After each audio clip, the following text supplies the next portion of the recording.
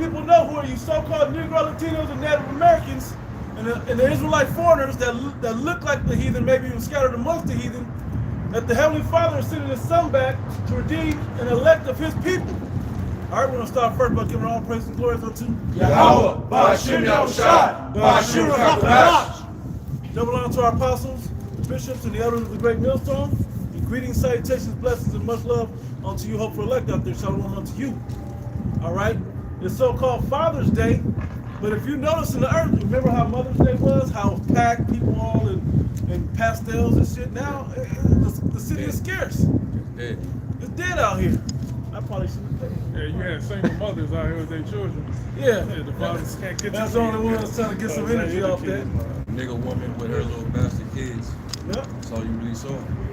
Hey, got something already? Real quick. Yeah. Just speaking about how today is Father's Day, but you know that same energy that was out here during Mother's Day, you know, you don't see the same thing. You don't see people out here, you know, dressed up all nice, you know, with they fathers. You know, you don't see these different you know, flowers loaded up with balloons and all these decorations.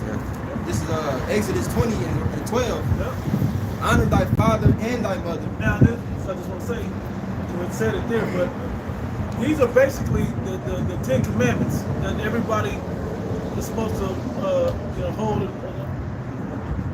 uphold and treat as something special. You know, when it's the whole book that you should be following, but y'all don't even follow these. And this society definitely doesn't follow these. Yeah, bro. It says that thy days may be long upon the land which Yahweh thy power giveth. Yep, they took. Yeah, man. And, of course, we know that this whole holiday idea that's off. You know, so that's not what it's saying when it says honor thy father and thy mother. But it's the respect that you have for your father and your mother. It's not the same when you deal with, you know, women and when you deal with men, man. The respect is supposed to start with the man. Yeah. And there's an order. You want to say something like that? I got the slide. I can read that in Matthew 15 and 4. Yeah. It said, for Yahweh said, respect, listen to GNT, respect your father and your mother. If you curse your father or your mother, you are to be put to death. Hey, but your father and mother are supposed to have a right mind on them as well. Either way, you're supposed to follow them. Okay? It's a reverence of respecting that our nation is lacking now. The number one thing you see all over the internet, because the internet is a reflection of society, is that in the so-called Negro, Latinos, and Native Americans, you jakes, your culture and your community is disrespectful to your elders. Okay, to those that raised you. Your mother has taught you that, by the way, to disrespect your father on such a level. And then when you find that your mother has lack of respect, there's no father to check your children to put you back into respect. You got something? You got it, bro? Ecclesiasticus 3 and 9. Yep. For the blessing of the father establishes the houses of children, but the curse of the mother rooteth out foundations. There you go. So because when you, matter of fact, you might as well just keep hitting. Somebody hit 1 Corinthians 11. Because it's funny, we was gonna get into that chapter. But I was thinking that particular verse right on point. Kind to land back off of that precept, like you see a lot of Jake that's in these sports or in music, you know, and they either won't have their father in their life, or if they do, they'll always say, you know, they'll give the credit to the mother first, understanding that skill or that ability, you know, came from the father, man. The majority of your DNA came out of your father. There's only certain traits and certain natural, when I say natural, things that you're born with that come from your mother. Some of the looks that your father's is coming out of your father's spirit. You know, the life is coming from there. Natural seed. That's funny. That came up, right? Hold on, real quick. Not to turn your points, but good opportunity that ask y'all brothers. Yep. I want y'all brothers to pull a precept that proves who you are, what your father is. Yeah, you got it. That your father, that you are what your father is determined on your father's life. Each one of you brothers pull a precept. There's plenty of them. Plenty of them. And it shows you exactly why you're devoted to your father as well as your mother. This is actually. And the reason why the Lord wants you to value your father first is because you came from your father. So can we read that? Can we real quick? What we got? put these 11 Yeah, top. all these athletes, like Tank, they had a father figure in their life to get them to be in high positions, man. Basketball players, because fucking mama, man. They had coaches, Right. male figures in their life to get them at that high level that they are at, man. There's a reverence and respect for that position. Right. Even the females that are on some high level athletes, Yeah. their father more likely was their coach, their main coach, or they had a male, like the mother said, a father figure in their life that helped them obtain whatever goals they had, or sports feats or whatever. And like for example, they did the film on it. Yeah. Serena Williams. Yeah. Coach King Williams. Richard. King Richard. King Richard. King Richard, right? Good move. That was a real good move, and it shows you what he was willing to go through to have that sacrifice to get his daughters on that level. And when the men elite level at what they did, if it wasn't for their father putting up with the sacrifices and the hardships to be able to coach them and discipline them. And the moms don't do that. She ain't putting in that time to get them like that. But but when they come out with their success, when they come out and get rewarded, when they get accolades, who do you always see stepping up trying to get the accolades for? The mom. Remember you the real Emmy. Kevin Durant. When Bud gets his victories, his mama coming in dancing and shit. Like she helped him spar in those in the gym. But his daddy is the one that told him, "You're gonna be a world champ." And his daughter, She was the one telling him he wasn't. Yeah, she wasn't shit. Yeah, shit. You ain't gonna be shit. She was paying people in the neighborhood To fight him, bro. to beat him up. That's backwards, because he said, that made me into a monster. That made me into this aggressive person that I am. Yeah. No, that breaks a man down, man. A woman telling a son that he ain't shit, but a man on the other hand teaches those vital things, honor, respect, integrity, Discipline. All of them. Every Serena's and all of them, all the way to everybody with Navy, the fatherly discipline is what was necessary, whether that came from the father from the coach or from the actual father. That's still necessary. And a man also teaches how to have reason and logic, because we understand women, their nature, they don't operate according to reason and logic. So that's very vital when it comes to raising a child. There's a great joke. I don't know if brothers has got precepts or not, but there's a great joke that Bill Cosby told, right? He said, so when I have a son and they're like, oh, they're play catch, and your dad, so you go out there, you play catch, and then you run with him, and you tackle him, and you do all of this.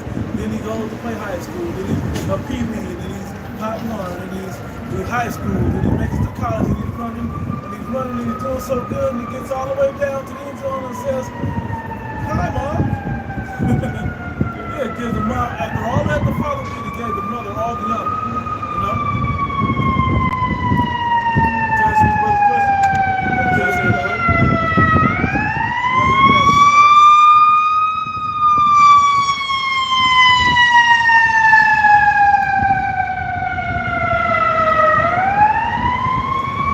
That's Satan because he's trying to slow us down. There ain't no damn money. Right. Well, if they get dead, He's right? not going already. 5 seconds. Yeah. You got numbers. Numbers 1 and 8. Numbers 1:18. To answer his brother's question about And that's one of them. yeah. Go ahead. And they assembled all the congregation together on the first day of the second month, and they declared their categories after their families, Somebody grab the word pedigree. by the house of their fathers, according to the number of the names from 20 years old and upward, by their goals. That's supposed to be lineage. Those other ones. Let's get that word right quick. Whoever, The word right there for pedigree in the Hebrew is yalad. Yeah. It says You lied? Yeah. yalad. I got it in the etymology. It says ancestral line.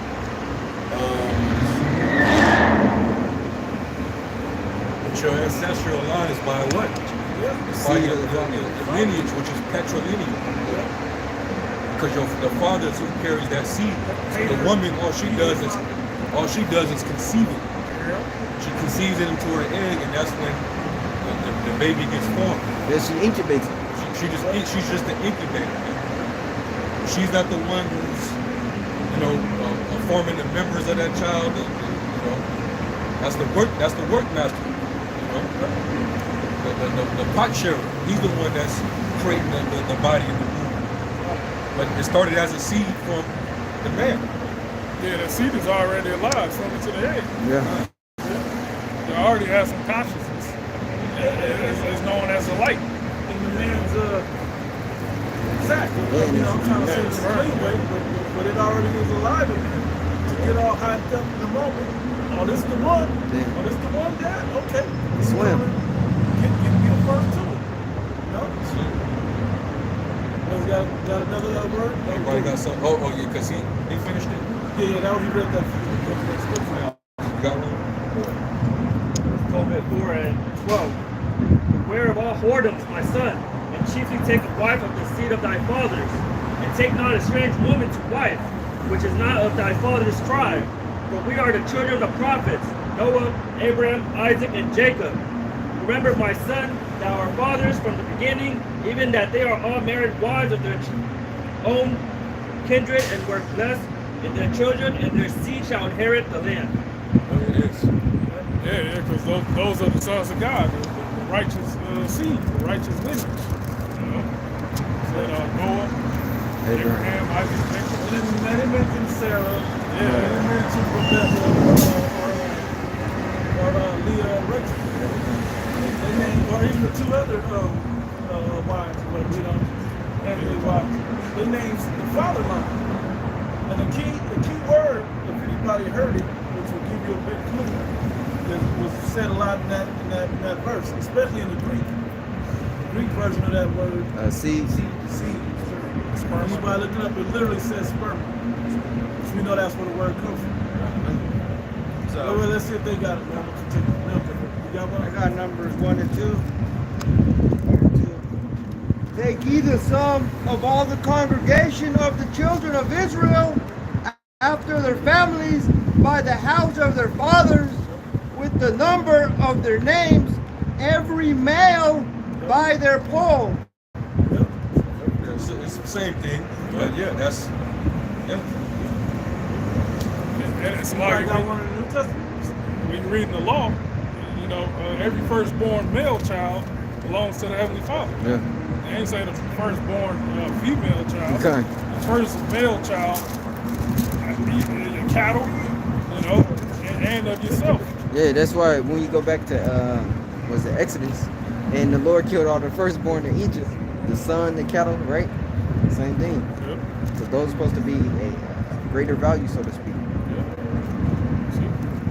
I got one in the New Testament. It's the first of your posterity. Go ahead, bro. Matthew 1 and 1. Yep.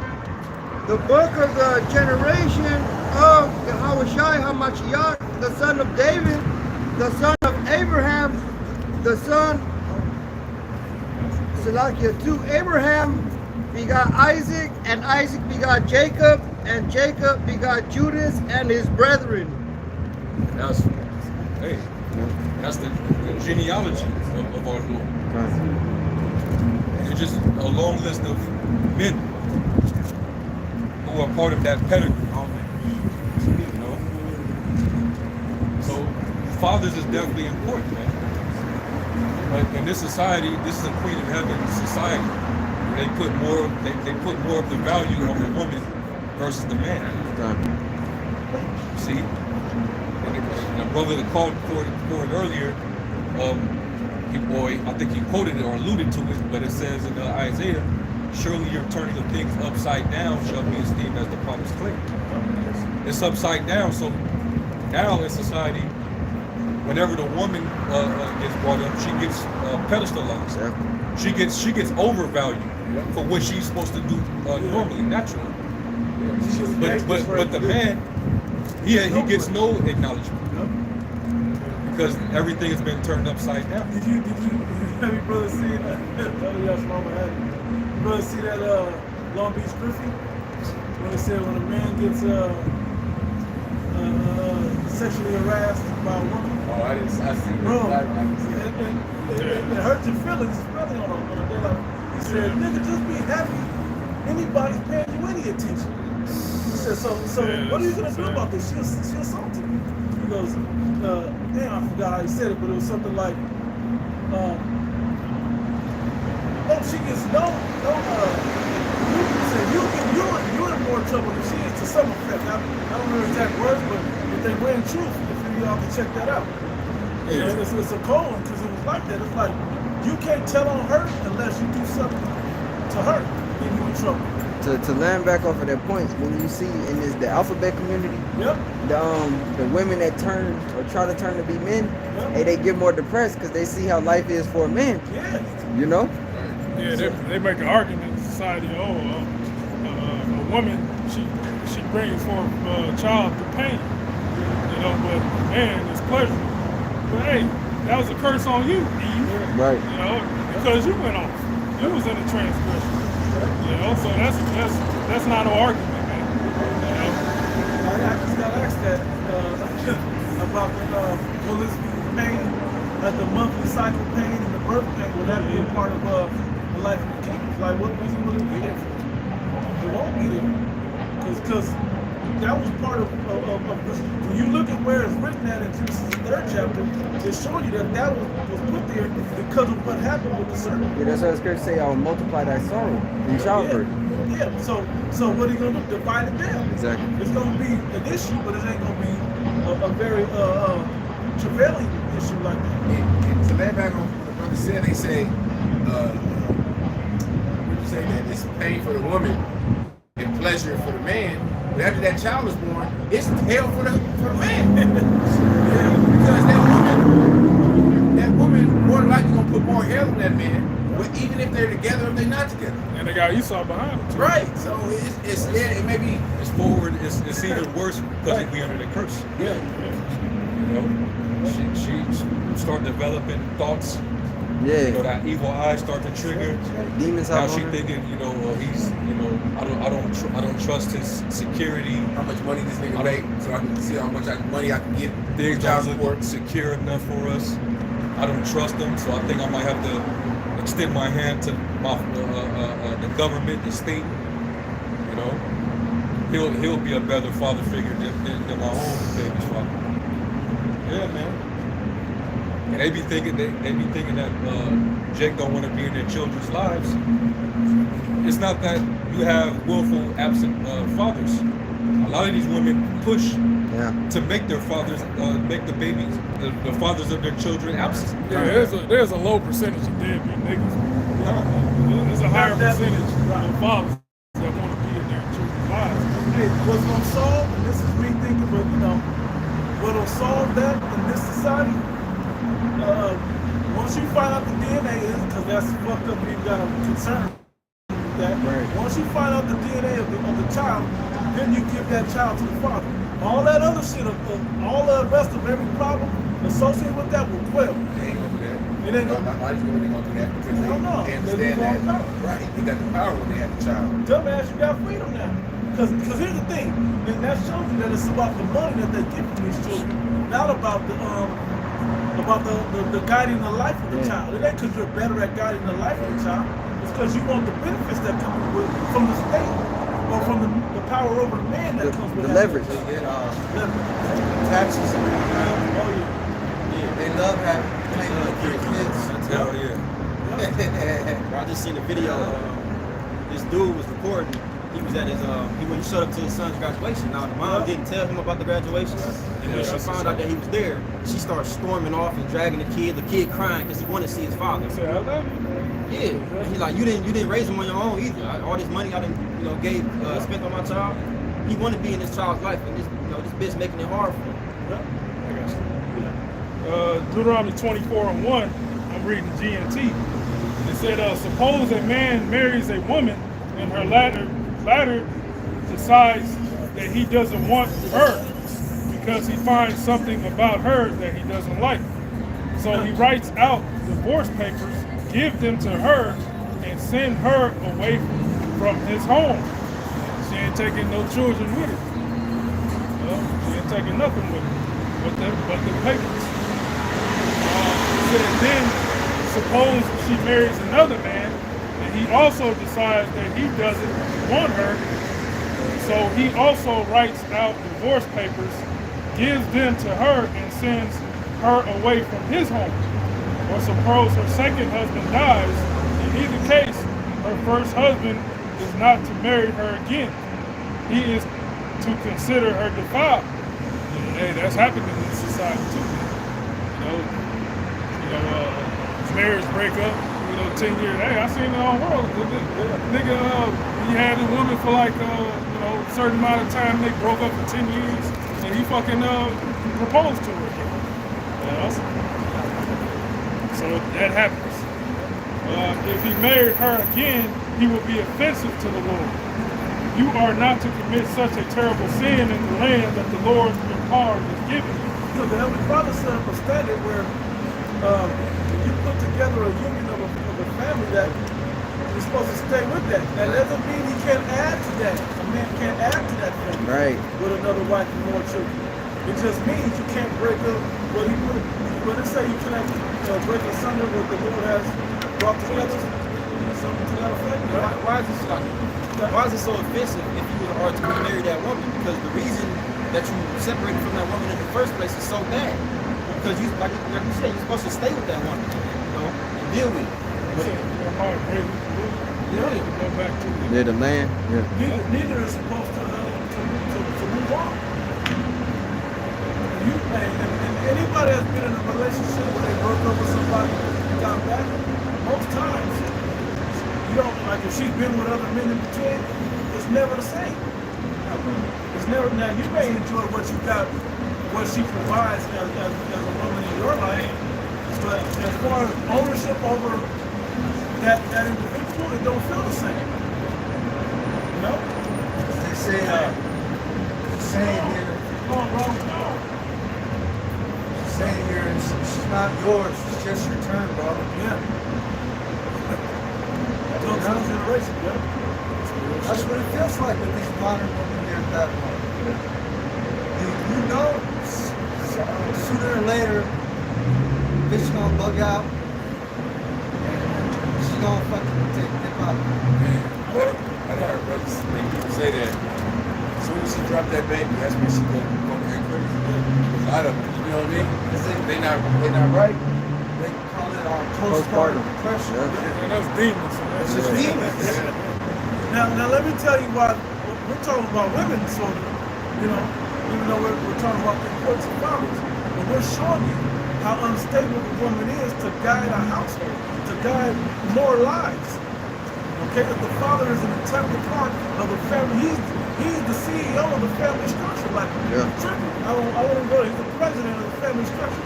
You have a shy, on the start of that family. Let's get the order, because you even spoke on the structure of the family, and people they don't believe there's a structure. They believe that, whoever pays the most bills or some shit like that. Wait, look, y'all hear that shit? Papa was a rolling stone. They're playing it right now. Y'all hear that? That's fucked up, because that's a disrespectful father. It's the order of the Heavenly Father had intended. This is 1 Corinthians 11:1. Be followers of me, even as I also am of Mashiach. Now I praise you, brethren, that you remember me in all things and keep the ordinance as I delivered them to you. But I would have you know that the head of every man is a Mashiach, Yahushua. And the head of the woman is the man. And the head of Mashiach is the Most High Yahweh. So I always say the Most High, then Yahushua, then the man, then the woman. In that order, it's like electricity. You have to have the proper conduits flowing in the proper direction. If you have them flowing against each other, it's going to blow up, or there's not, or you're going to get a short circuit. Let me get this word ordinance in the Greek. It is paradosis, giving order which is done by word of mouth or in writing, i.e. tradition by instruction narrative, meaning, you know, before the law it was word of, you know, it was the word of mouth. But the writing is, you know, is written. Right. The woman takes the man's name. I mean, everything. The children takes the man's name because they're of the seed of the man. And when that seed is put into the woman, when they consummate marriage, that woman becomes a piece of property of the man. And I'm not saying it in a loose way. I'm just saying he has now control over it to guide it the right way. You ain't gonna treat your family pet in a fucked up way. But it's supposed to respect you and follow what. Don't shit on my carpet, dog. Go outside. It's supposed to follow. I'm gonna feed you. I'm gonna keep you in the house. I'm gonna bathe you. I'm gonna take you to get groomed. All these things are gonna happen naturally, or should happen naturally. It was like an unspoken thing that took place, you know, within the Israelite household. But as we continue to mingle with these heathens, captivity to captivity, especially under these Edomites, the whole ordinance was fucked up.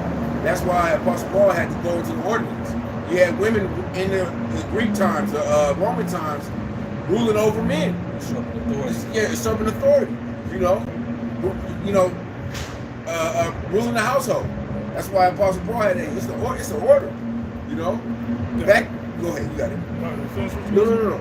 I was gonna say, just here in Babylon, this is where it's all effed up. But over in the East. Yeah.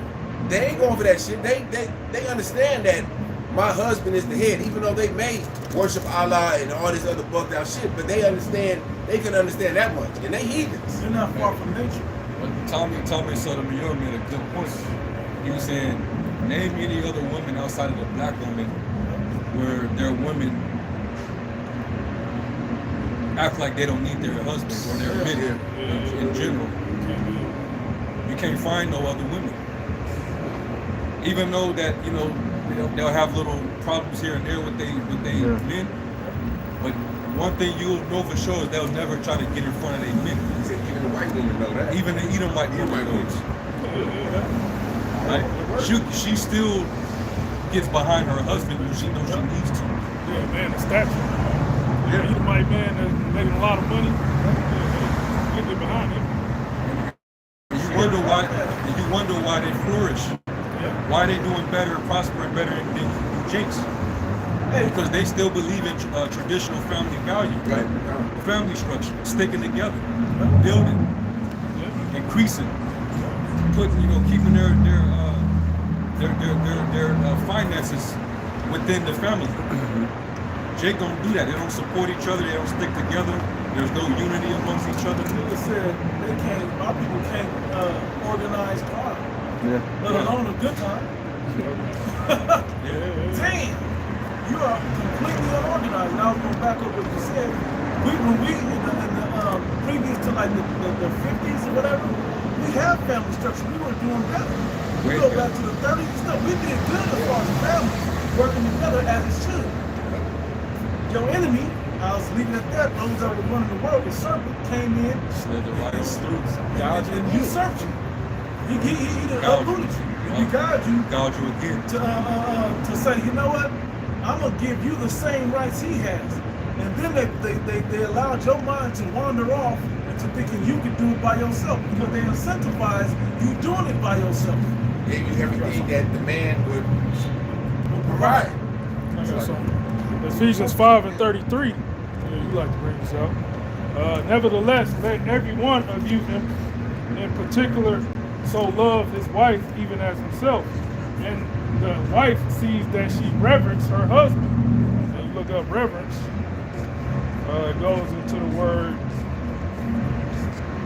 phobeo, which means to put to flight by terrifying, to fear, be afraid. Yeah, phobia. And these women don't have that fear of their husband.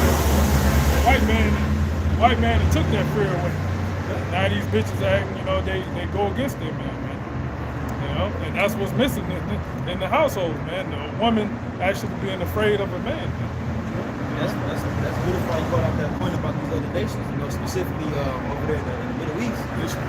They got fear on their women. They women understand their role as the possession, not the possessor, man. But Western society has misconstrued the definition of a possession.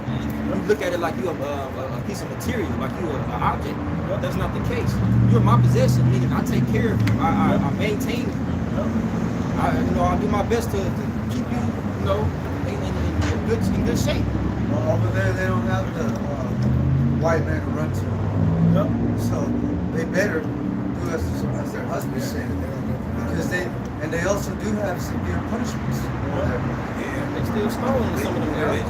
They say in some of them countries, if the police show up to a domestic dispute, shit, they side with the husband. Yeah. You know? It's only here. This place is the root of the problem. Because this place breeds a cuck society to where men are powerless. And that's really what that boils down to when you go into what that's talking about. That term.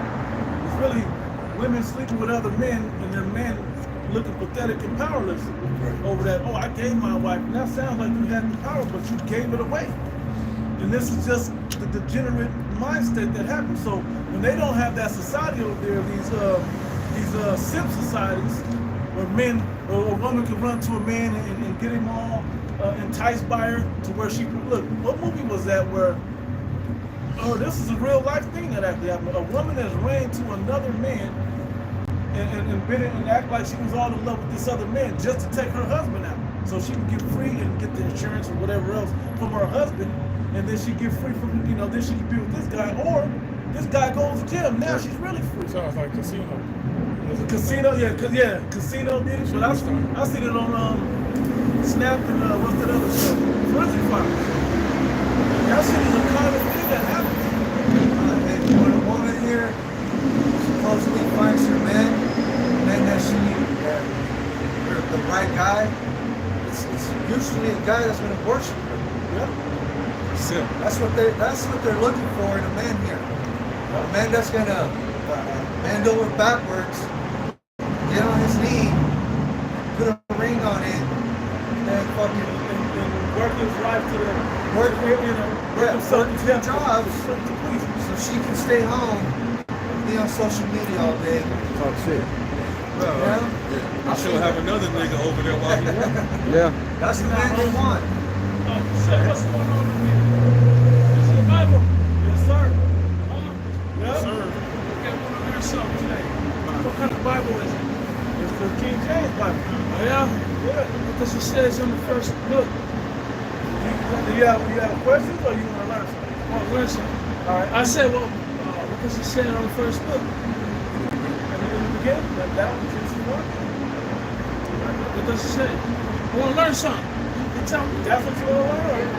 Hey, what's up, people? It's a lot. Well, speaking about the topic that the brother was saying, I saw a video just to prove that what the scripture says is true. And I got a scripture too. I seen it was actually a post. Some dude said he pays his wife $250,000. Bro. Was it a month? A year? Just to Learn stay how home. to but yeah, it was astronomical. What? So I got a question. Hey, 1 second, bro. 1 second. We not, you know what? We not. Yeah. They don't answer that question. I don't think he's sincere. I got Jeremiah 31:22. How long wilt thou go about, O thou backsliding daughter? For the Lord hath created a new thing in the earth. A woman shall compass a man. And that's how that society is. A woman shall what? A woman shall compass. What's compass mean? It means to break it down. Let's look at the word. Hey, you got shit to break it down for me. I'm honored. Yeah. I don't understand English that much, but if you guys can break it down and make it easy. So what did that brother? What did that brother say? Like, what did he mean? So a woman can compass a man. I gotta give you the word, but basically she can feel higher and rank and power than you. Yeah. You don't see that in society, especially amongst these people right here. So can you turn on the book of Genesis? You can Google it. Waste of time. What it says, God. Hey, so I got a question. That's all right, bro. That's all right. We don't want to Let me say, because, hey. You up here wasting our time, bro. We're in the middle of something. That was real bad. Hey, look. Listen, man. you see, you don't want to share. The brother, they share. They share thoughts. Is that right? But you coming to Is that share, right? you already been established. I just learned Share something new. your thoughts over there, and when we're done, if you have anything good to say, you might It clearly says on the book of Genesis Right, that bro. God created man. I got that word His to image. pass, right? He saw and he He saw said it. a It was curved good. or Is that right? roundabout course. Is that correct? He said, Listen. So why are men sins? forming a curve, You tell me. synonyms, apprehend, It was good. assimilate, basically go around. Compass means to basically encircle or go around. Yeah. And right now, these women didn't went around the natural order. When at first it used to be patriarchy, that's the natural order or concept where the man actually takes charge and controls the household and guides the household. But now it's the opposite because we're living in an order. We live in a disorderly society. All right, it tells you that even in the book of Job. All right, where the land is as darkness. All right, and light is as darkness, and without any order. And that's because of the serpent who's in power right now. He enabled that disorderly attitude in his society. I have the etymology of the past. One of the words it says, what the brother said, to go around, measure, divide equally, and it's not supposed to be 50-50 with the man and the woman. Like you always say, why didn't the Most High make population or the man or the woman strong as the man? right? So it's not equal, you know. It's not meant to be.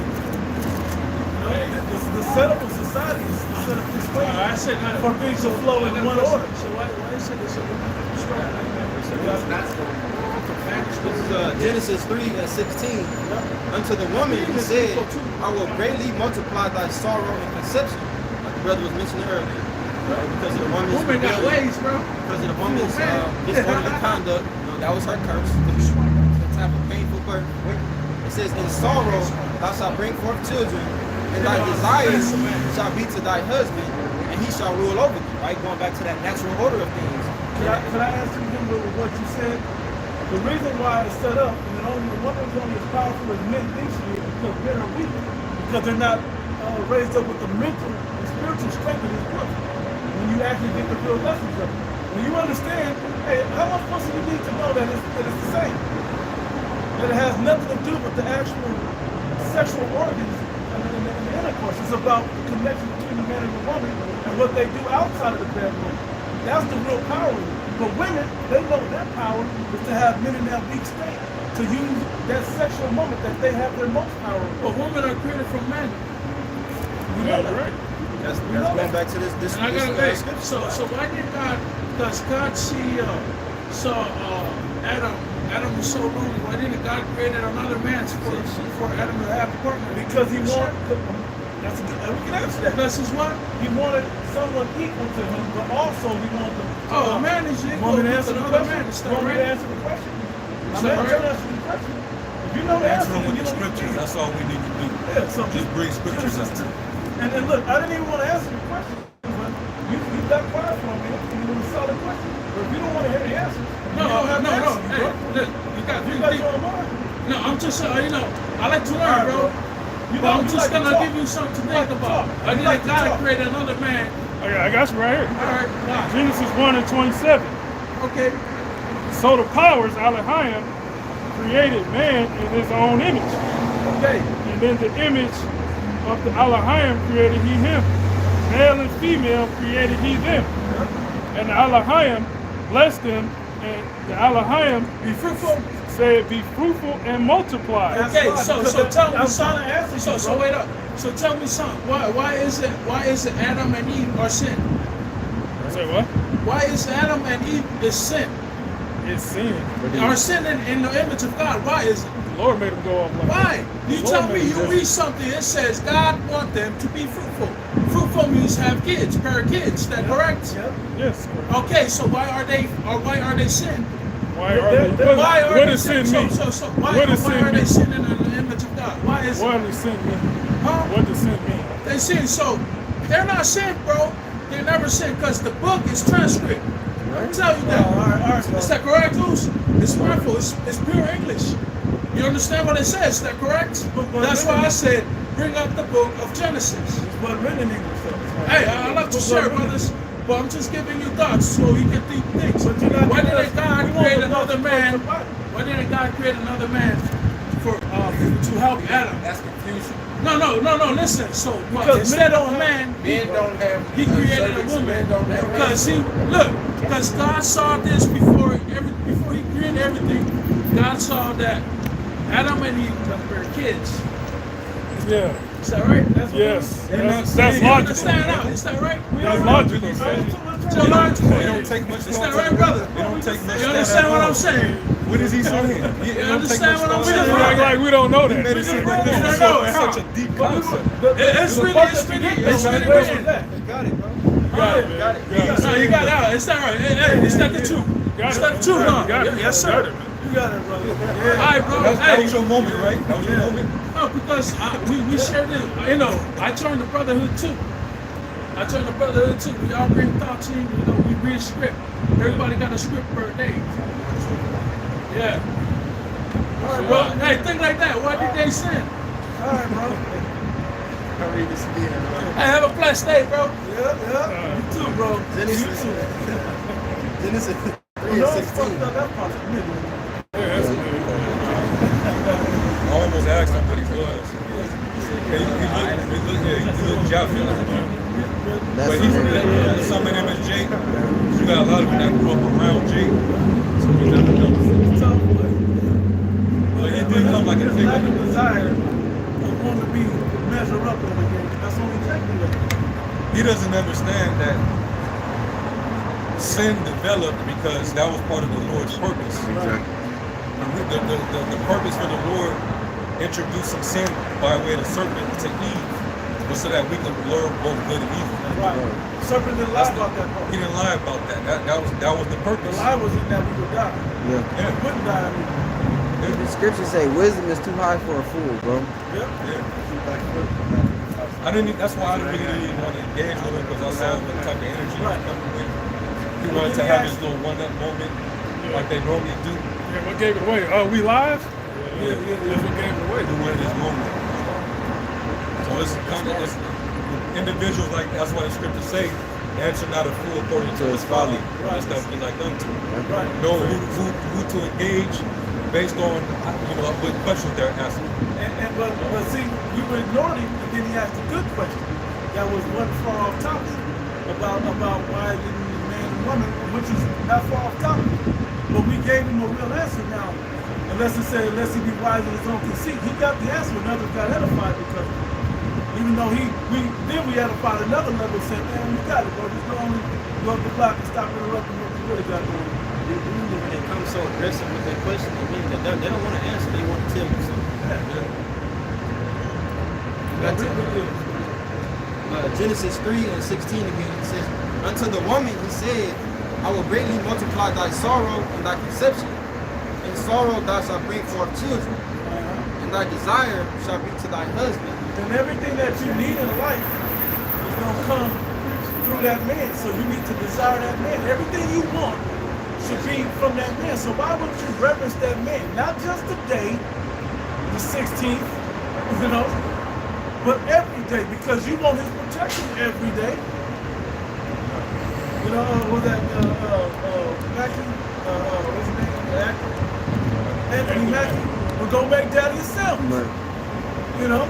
Like, you gotta really look at the society, but because women can buy guns, and Esau gave you all these liberties, you can go and learn Taekwondo, and you think that day you watch these Marvel movies, and you defeat men, you start looking at all this fantasy shit, but the great equalizer is Jacob's trouble. The great equalizer for all the proud and arrogant is Jacob's trouble. Kind. It's going to put it right back, right side up. Because, like you just explained, when it says thy desire shall be to thy husband, that desire meaning you're lonely. Like, just like it's the man's lonely and desire to please Yahweh Shem Shah.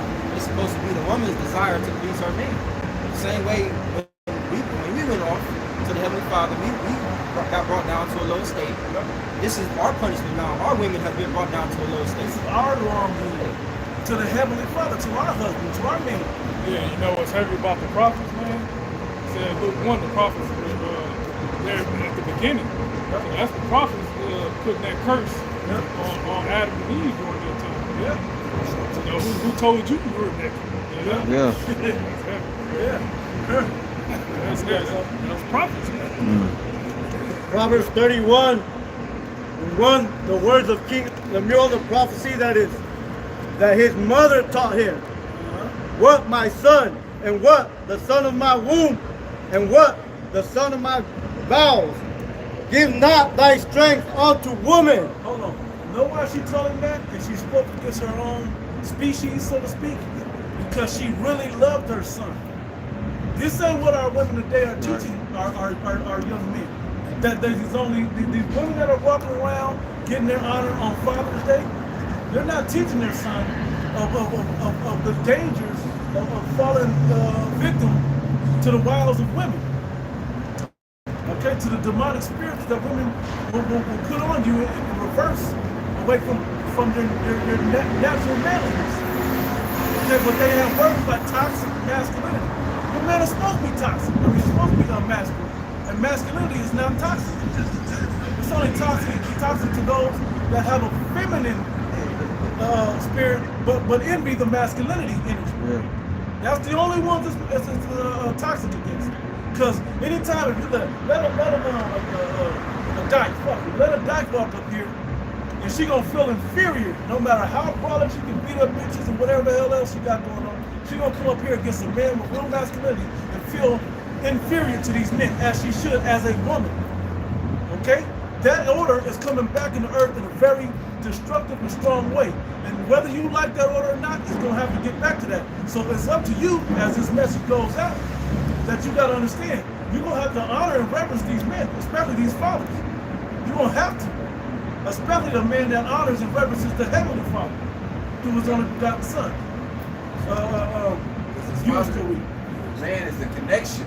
Yep, there you to go. The Heavenly Father. I mean, That's to it. Yahweh Shai, to the Heavenly Father. Just like Exactly that. right. You use that word connection. It's like a plug in the socket. Yep. Don't nothing happen until that plug go into that socket. That computer, you use this one a lot too, that computer is all powerful, but not without the power. Bro, nature in itself tells you there needs to be a positive and a negative. There you go. You know, everything it's like everything that Yahweh Shem Shah created is for that purpose. When you look at engineering, when you look at construction, any type of world, deals with what? A balance of positive and negative, exit and an entrance, man. You know, plumbing, piping, same shit. Female connection, man. Exactly. They say it. Yeah. Female and male connectors. Yeah. It said then and day, bro, and that don't even make sense. So you got it, bro. 3 again, just 30. Proverbs 31:3. Give not the strength unto a woman, nor thy ways to that which destroys kings. So when Samson gave Delilah the answer of how to break him down, that's an analogy for us to use today to not give up our closest secrets that will crush us with these women. Okay? You're supposed to understand, like I was trying to explain to this guy, you're supposed to understand what her role is when you first understand what your role is. And when you have that, you'll realize she don't have as much power as you think she does. That's why some of the greatest hooks that I've seen come in this truth is men waking up to their role as a man in society, in the family structure. And then realizing the feminine role in society. I mean, that's what we're gonna have a kingdom, not a queendom, you know? Exactly. Because he's gonna rule with wisdom, what's the other word? Logic versus with emotion. You know? That's the difference, because they say this, and everybody agrees with this. You ask a man what he feels, he's going to tell you what he thinks. You ask a woman what she thinks, she's going to tell you how she feels. That's ass backwards. You can't ask somebody that. A man's going to assess his feelings and then make sound and logical thoughts out of it. You know? Versus the other one just didn't even hear the word think. She just gonna pour out to you every feeling that she ever had. Yeah, what's fresh and fit, man? Yeah. Majority of them bitches on there is really bugged out. Yep.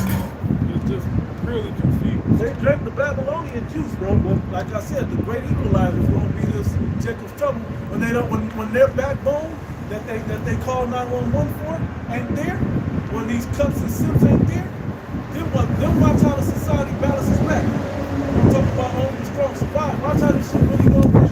They're the last movie, and I think Book of Eli had more than any that women were involved in those dystopian type movies.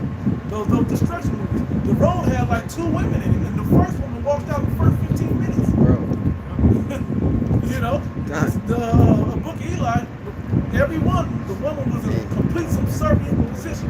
The one that was talking shit, because she was in a society that was upheld, and her mother had a high position. But as soon as she walked away from that city, it got real. And it humbled her. So something as simple as you mentioned the fresh and fit. You know, those women that get on there and they just talk out the side of their neck. The scriptures say a fool uttereth all his mind. The scriptures also say that a woman have not been given wisdom, neither have they been imparted that Understanding. So if you're without understanding, you're what? A fool. So that's something as simple as just discourse, you know, having conversation with somebody, and you just saying whatever comes to your head without any logic. How much more running a whole kingdom? Whole family structure, society. Or even And so here's the thing. When you give someone like that a chance to speak and to think for a bigger purpose, some can figure out how to do it, but if they ain't been instructed by someone else how to do it, they're never gonna know. And this was designed by your oppressor on purpose. Okay? That's why it says in Proverbs, to you, O man, I call. Yeah. He's calling men because men have the mental fortitude to be able to even undergo trials, persecution, obstacles. Not to say that women can't bear certain things, but men are stronger, so they're built to fight. God. We're hardwired to that, man. God, now that That's part of our nature. So when the Lord calls us, He's calling the men, because the men are going to be the ones on the front line. The men are the ones who's fighting on the battleground, so to speak. That's why you don't enlist women into an army unless you make the army weak. It's meant for men. It's meant for mental fortitude, not just physical strength. Part of being a warrior is your mindset. Yeah, that's where you get your strength. You get it from your mind, your spirit. Yeah. Yeah, because your spirit energizes your muscles to, you know, to put things in motion, pick up things, physics. Yeah. You can easily get into a woman's head. Once you then cracked her mind, that's it. Once you found, it's like Pokey. Once you found her tail, she found out where her weak point is. You can just play on that, you know, and then now you got it. That's why the serpent went to Eve first. Yep. Exactly. It would have been a fight with Adam. So he knew he could go to the woman because she's the weaker vessel. Her mind isn't as strong as our male counterpart. Nor is it meant to be. It's not for a purpose, but it's meant to be only strong for her husband, like against everyone but her husband. You know, like any other man but her husband. You got something? yeah, I got it's like look. Oh, for sure. 1 Peter 3:7. Likewise, ye husbands, dwell with them according to knowledge, giving honor unto the wife as unto the weaker vessel, and as being heirs together of grace of life, that your prayers be not hindered. It's like I can't. You break it down. Yeah, can you read it again? It's like it. It's about the wicked vessel. Yeah, kind. 1 Peter 3:7. Likewise, ye husbands, dwell with them according to knowledge, Yep. giving honor unto the wife as unto the weaker vessel. Yeah, understand that a woman's mind is much like a child. You know, they're very malleable and impressionable. So as we seen in the garden, the serpent did it with what? With wickedness. But what? Understanding our role, we're supposed to be it's righteous manipulation in a sense. You know, that's how you apply I like it. to call it deception. Yeah, So, kind. you plant seeds and you let them feel like they came up with it, but that's okay. The point is, I see the bigger picture that the goal we're trying to get to. Yeah. Okay? That's right. The kingdom comes. It's going to be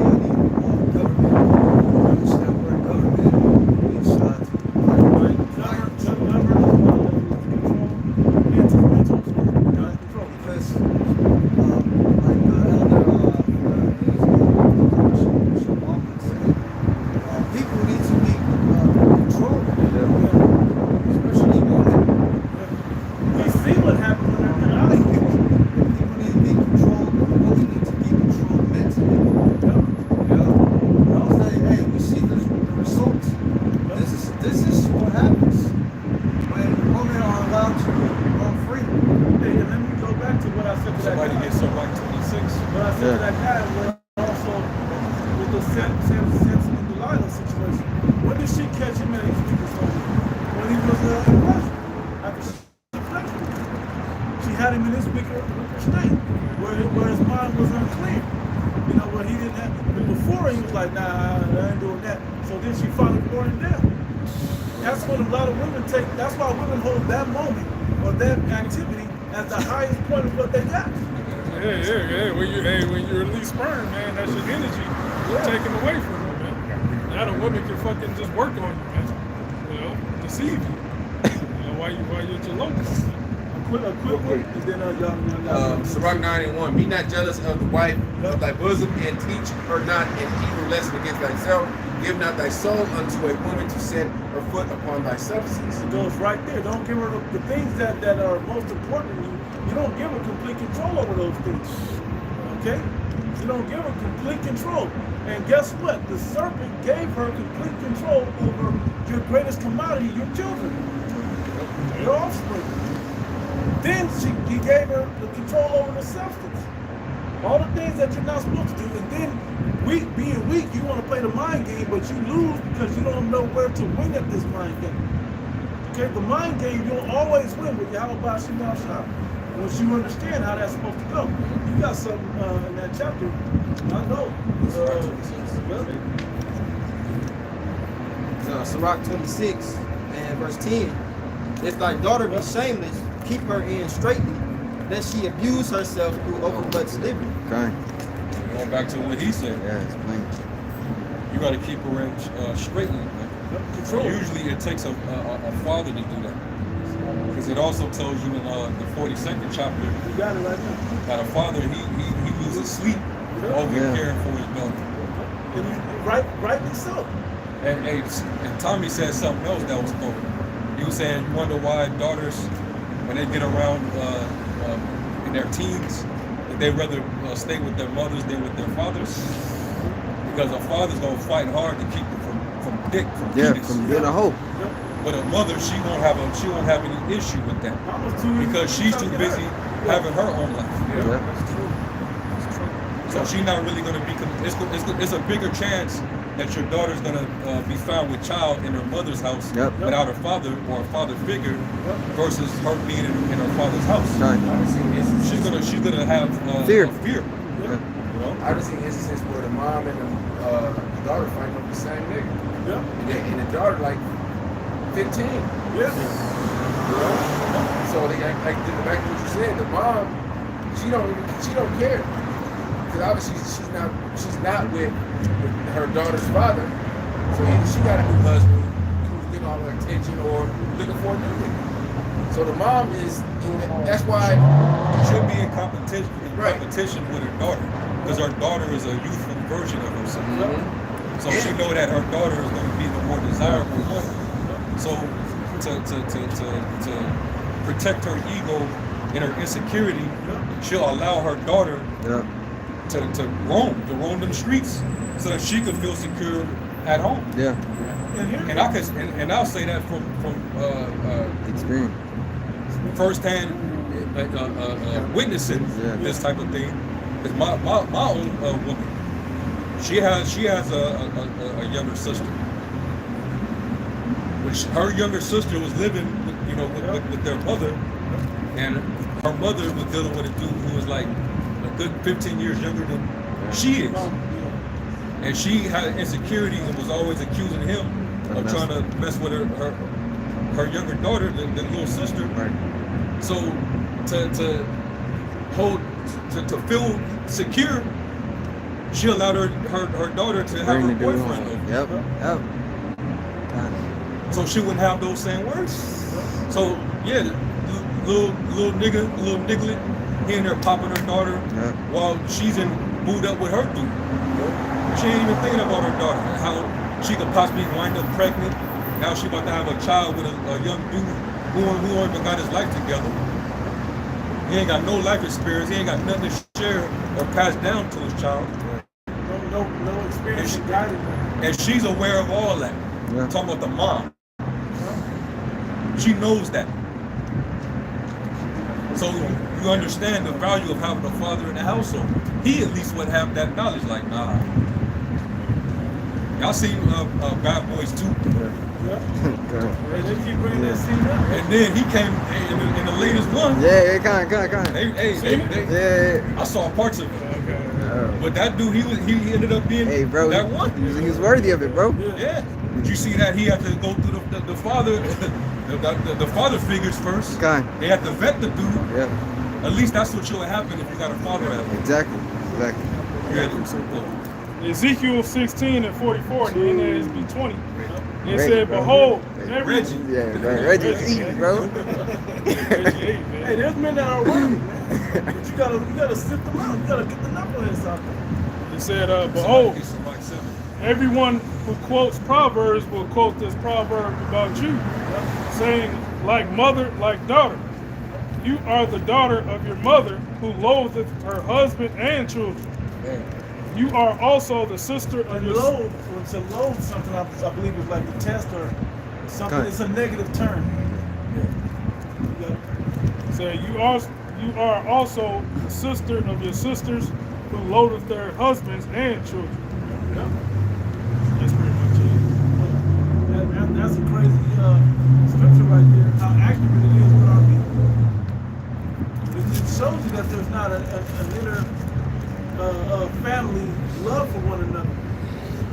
You know, and that's the word I think fits best. It's not an inner family. Jake is all one family. We don't care for each other like that. We don't care for our direct bloodline like that. You look at this. If you did, if we really cared about our society, our family structure and our family, women would never leave. As we know, stats show that women initiate divorce more than 3 times the rate of men. It's like 80-something%. 80% of the divorces, Yeah, women initiate. 4/5 of the time. Right. It's easier now. They get into everything. Yeah. You know, it's They only marry you for the benefits, not for the long term union and building. It's a rare case. Only a few rare cases where women don't want nothing. Yeah. You know. But that goes back to the woman's desire is supposed to be to her husband, man. Now the woman's desire is to herself. This is Sirach 7. You started at 23. Never had it before. It says, "Hast thou children? Instruct them and bow down their neck from their youth. Hast thou daughters? Have care over their body, and show not thyself cheerful toward them." Ooh. Don't show yourself cheerful to them. That's the 7th chapter. Oh, As a matter of fact, get that in. Somebody get that same verse in the GNT. which verse was that? There's a lot of that chapter. Because in other words, you're not supposed to try to, don't put them on an equal level like as if y'all are friends. Yeah. Your child is not your friend. Bro. That's your child. You know what I'm saying? I seen a video. Of course, it was an end-up and a little niglet, bro. And he's like, this kid is like at least like 2, bro, like at the max. But he's smoking his mom's vape, and and the mom is telling him, "Why are you smoking my vape? I told you to stop." And then he called his mama a nigga, and she started laughing, bro. That's it. That shows you she didn't have a response for that. Hey, y'all see the videos of disrespect mom in front of dad videos? Yeah. Them some cold ones. They be getting ready to fuck pick up, mom. up. Pops They just be on the Pops move. ready to kill him. He ain't Yeah. got nothing. He be ready to kill him. He be ready to take off. Yeah. But And that's they an gotta jump example. in and let them know it's As a matter of fact, that was a challenge Yeah. a few years ago. It was like a prank challenge to try to go and challenge your mother and your father. It didn't go too far. No, That shit didn't last long. real father showed up. Yeah. Yeah, they. That happened to me where I be in the other room doing something, and then you hear your child say something out of line. It's just something in Jake where you stop what you're doing, and you gotta go in there and check that behavior. Nip that shit in the bud immediately. You know. But you see, the moms is the one that's cool with that type of even prank. You know? They think this shit is cute. Yeah. And the same thing with the daughter. They'll see her daughter behaving herself inappropriately. You know, she learned her early stages of promiscuity from her mother. So when she get that acting that way, her mother sees that quality. Well, it's not even a quality. She sees that behavior in her daughter, knowing that she's the one that instilled that behavior to her daughter. So that's what makes it You know, she don't have no problem with that. You know, she thinks it's cute. The fruit don't fall too far from the tree. Yeah. As is the mother, so is the daughter. And You see the footage of this chick, she was twerking and she had her little daughter, toddler daughter, twerking next to her. and That's what they teaching. and you got nowadays you have older women, older Jake women in their 50s, 60s twerking and shit now too. Yeah. And a lot of them they see how these young women are, you know, get the type of attention, the money, so they thinking like, well shit. In their eyes, I still look good. Let me do it too. It's a whole fucked up. And Jake is just fucked up, man. That's why 2/3 got to be destroyed, man. And the scripture says in Ezekiel 9, women and maids. So it's going to be way more women that's going to be judged out here than men. Just bring it out. You know, and it's going to be righteous. Cause look at our nation. Our nation is fucked up. Like we were talking about last night. You just go on World Star Hip Hop and you just see the degeneracy of our people, man. It's fucked up. And you know the so-called white man, the Edomite, the Moabite, all the nations, they go in there and they look and they just laugh and they look and say, look at these niggas. Like the scripture says in Lamentation. This is the perfection of beauty. Yeah. First 7 seconds, bro. Second 2:14. You know? I seen a video of this woman. She was being interviewed, her and her daughter. She said, I want my daughter to experience as many men I as seen possible, this shit, bro. so she knows what she likes and what she don't like. Now, if you ever seen it, how many times have you seen the father openly encourage his daughter to be a whore? If a man accepts that, it's only because he gave up on her. It's not that he's encouraging it. Man, even if a responsible father's not gonna tell his son to go fuck a whole bunch of women. You know what I'm saying? I said responsible. Some of these niggas is like that, you know. But you know, it's just our nation is jacked up, and you gotta. What happened? On page. But what you don't have is in the ancient world, in our tradition, the women were teaching the younger female, the younger daughters, nieces, how to be wives and how to be mothers. So they was growing up, learning how to cook, learning how to sew, knowing how to do things around the house, knowing how to attend to a man, because they saw how their mother or their auntie, their grandmother would attend to their husband and the respect they had. That's what made them assets from the beginning. Exactly. It made them an asset because even though they were in-house, they was at home, but they were never idle. They was productive. They were being taught skills, wifely, motherly skills. So that when they get married off to a husband, she won't be a liability. She will be an asset to him. But you don't have that anymore because these women, they're not groomed to be mothers and wives. They're groomed to be whores. Yeah, you know? When you think about it, this less than 100 years ago, the so-called J community has some structure. If you have, all right, you know, brothers and sisters, look at your great-great-grandmother. You think about your great-great-grandmother. Do you think she ever went off talking shit to your great-great-grandfather? Not great-great. Not great-great. Not to his face anyway. Right. And if like she back did, I'm talking about like in the 30s, 20s. That shit was going on. But look how far our people have fallen in just a short time, being under this devil and this wicked ass system. That shit wasn't even that wasn't going on in in the South, nowhere. You know, like our women had some form of respect, even though you had the ones that was hoes and just wanted to be niggas. But a lot of them, they wanted to someone to tend to their husbands, please their husbands. Because the meaning of their life was in that action. And that responsibility. Finish that. Sirach 7 and verse 20. I start at 23 again. This is the GNT. It says, if you have sons, educate them. Teach them self-discipline while they are young. If you have daughters, keep them virtuous and don't be too indulgent with them.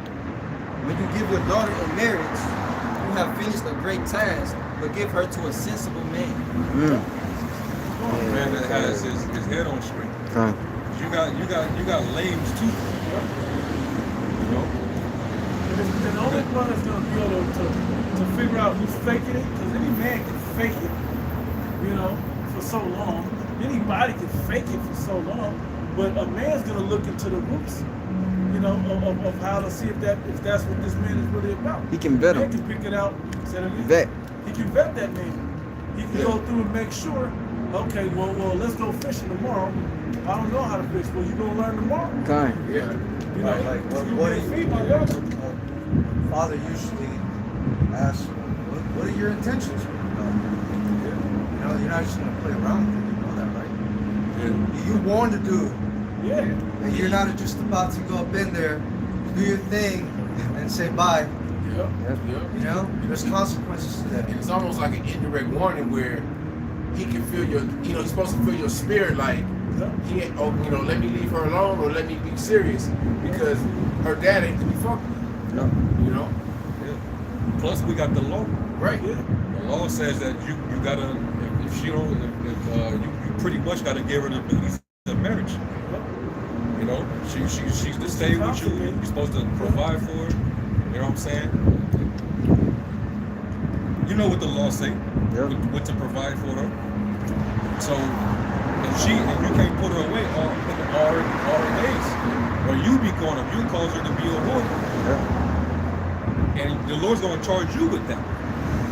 If you cause her to go and be a whore, all right. So men back then they counted the cost before they Right. even married a woman. Notice how it said in this verse, when you give your daughter in marriage, meaning that woman was first the possession of the father before she was the possession of the man. So this is why it's so important that the father vets the man, because this is my possession. I care about this. And if you find yourself worthy enough, you know, you have to prove yourself, because I'm about to give you my possession now. And now you're gonna have to take care of this. That man had to pay dowry. Yeah. Dowry So- for that Compensation. So now it's a value to the man. You know, now it's a value. So now I just put 30 shekels on this woman, man. I ain't about to just, you know, fuck off 30 shekels. You know, and now whatever happens to it, I got some. And the man now we're both invested in the future of this woman and this human. Yeah, hey, marriage back then was negotiable. Yep.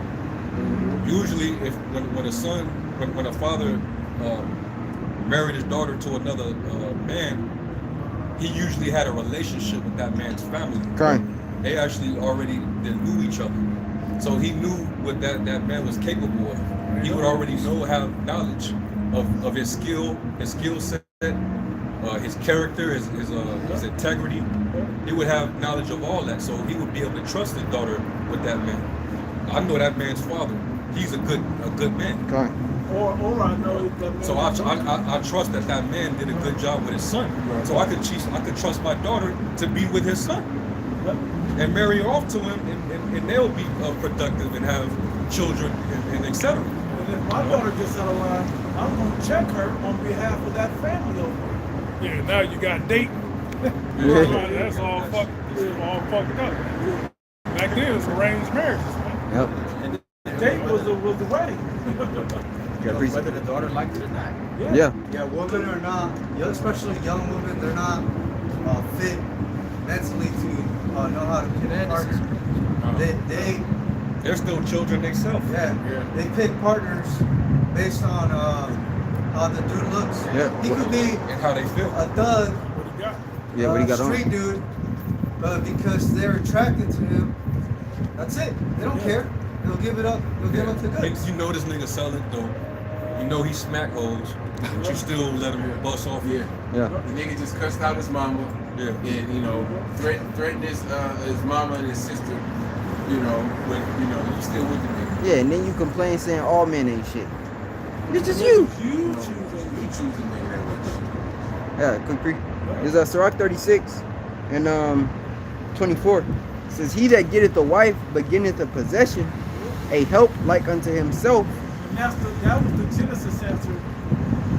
Tongue and Jake or whatever it was. almost asked, but he didn't want the answer. But that's the answer right there. Isn't it? That union set up not only to progress the fruit of the womb for our nation and for your family to multiply, but it's also to increase your business as a man. Because That now extra that help. you gonna need help. Hey, I can work longer hours if I know that I'm gonna have dinner and things that I can't miss, every day. Oh, yeah, I Dinner's take ready when I take get back. And I can spend an extra few I hours, thought about. doing work that way. Like, hold on. Really, what he was asking was stupid. Right. Who's gonna, when you have the child, who's gonna nurse the child? The man ain't finna do it.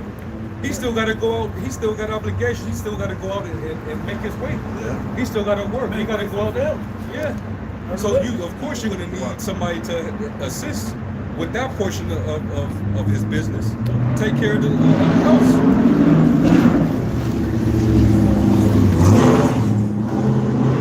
And the Israelite woman had it so easy back then, she had maid servants. Yeah, bro. She don't want that. All she had to do was just be a pillar of breast for him. That's it. He gotta do everything else. You just be a Fuck, comfort bro. for him. Make it comfortable for him so he can ease the hell that he's catching. That fucking He selfish, can, bro. he can deal with it a little better, man. Selfish, bro. With Titus 2, I'm gonna start at verse 3. And what this is showing is that the elder women established or helped establish the Titus. family structure. Yep.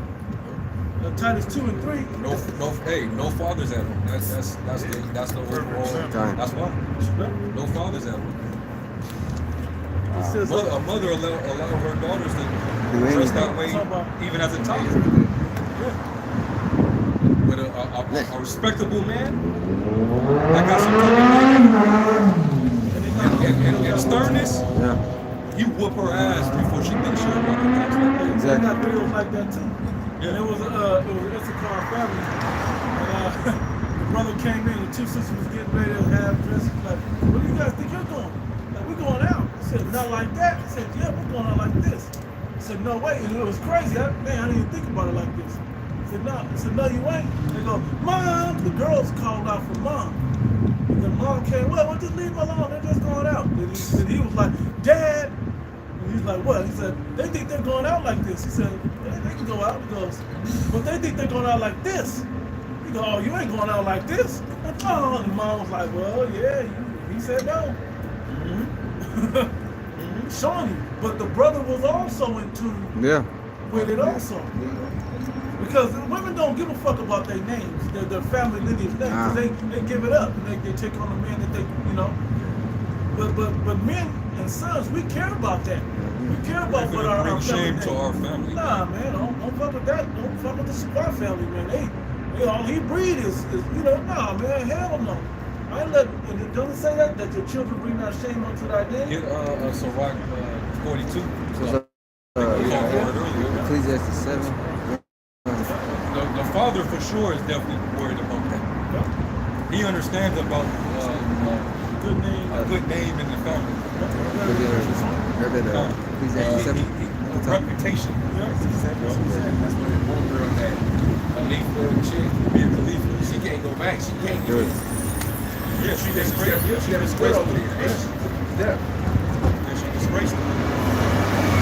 This is Sirach 42 and 9. The father waketh for the daughter, when no man knoweth, and they care for her taketh away sleep. Just care for her, take it away sleep. And care for her. Was that somebody in my back door? Somebody coming into the window? That's what it's like. It's like your house has been invaded. And they let You're in the right you place. sneak in at night. Remember the dad on the sofa? Yeah. Copy? Yeah. Yeah, he was on it. He was on his ass. Yeah. He was on Franklin's ass. Sure. Lest you pass away the flower of Another her. movie that made me think about that, and that was serious, but the movie Take It. Yeah. Good name. The moment he let her go loose out of his sight, she in danger. She's about to get ran through. But all he was thinking about, and before anything even happened was, man, Bro, there was he, three movies. that man was. I was just about to- He couldn't sleep. He couldn't even sleep.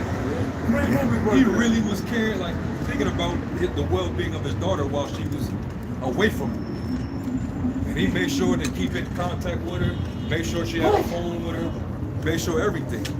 And that movie teaches you that's why you should never give her liberty like that. Yeah. You shouldn't be sending her away to college.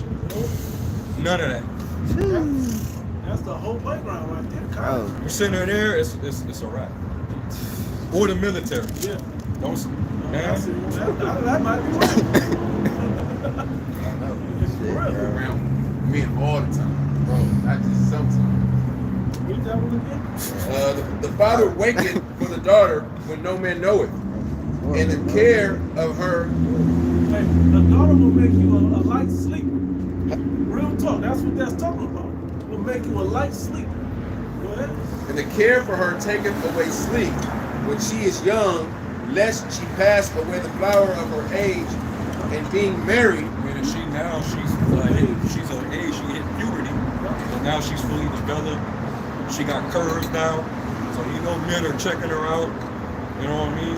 You being a father, you knowing that she's coming of age, so you know, damn, man. My daughter she's starting to fill in. Ah, shit, man. I'm gonna be on her fucking head. yeah, you gotta be, man. And you have to, and you gonna have to. And here's the crazy part. My daughter just went to her mom's in the summer, and her mom was engaged with another man and all of that. And I was like, hey, if the shit go down while you're there, follow after the man over there. Because I believe he's reasonable enough to not leave you out there in a wild and crazy way. Your mom don't know like that. Right. Your mom really don't know like that, but I believe his guidance will get you, will keep you within what you know, what I've taught you, will keep you safe. You put them together, you'll be all right. But don't listen to her, because she don't know what the hell she's talking about. Straight up. Lest she should be hated. I'll read it in the GNT real quick. Although he will not let his daughter know it, a father will lie awake at night worrying about her. If she is young, he worries that she might not get married. If she is already married, he worries about her happiness. If she is a virgin, he worries that she might be seduced and become pregnant while living in his house. Ah, That part. Hey, Yeah. That part. Somebody See, that's why I mentioned earlier about what Tommy Sotomayor said. yep. They asked him about, how he raises his daughter. And he was saying that basically it was better for his daughter to be with him because the mom, she's not gonna think the way he's thinking. Yeah. And she's gonna get to a point where she's not gonna really be as attentive to her like that, like he would. And mentioned earlier also, she's gonna be so concerned with her own happiness that she ain't gonna mind if her daughter is going out there doing what she's doing. Yeah. So that's why a father, he's gonna, hey, nah, you ain't going to that party. Time. You're not staying there. Matter of fact, your brother's gonna go with you, and he gonna have you back at a certain time. Spirit, yep. That's how he'll do it. That's one thing I was thinking about too, because that's why it's important to have a son as well. Because he's going to also enforce the rule of that father, and he's a more personal watch because, of course, that's his little sister, Exactly. I'm looking for the script that says that he be not found, that the daughter be not found if she be not found a virgin in her father's house. Basically, the shame of being in her father's house and being pregnant. Basically, was that the only one? I think that's the one. I thought it was one in the law for some reason. About her, like, basically being not found a maid. 21, 22? What did it say?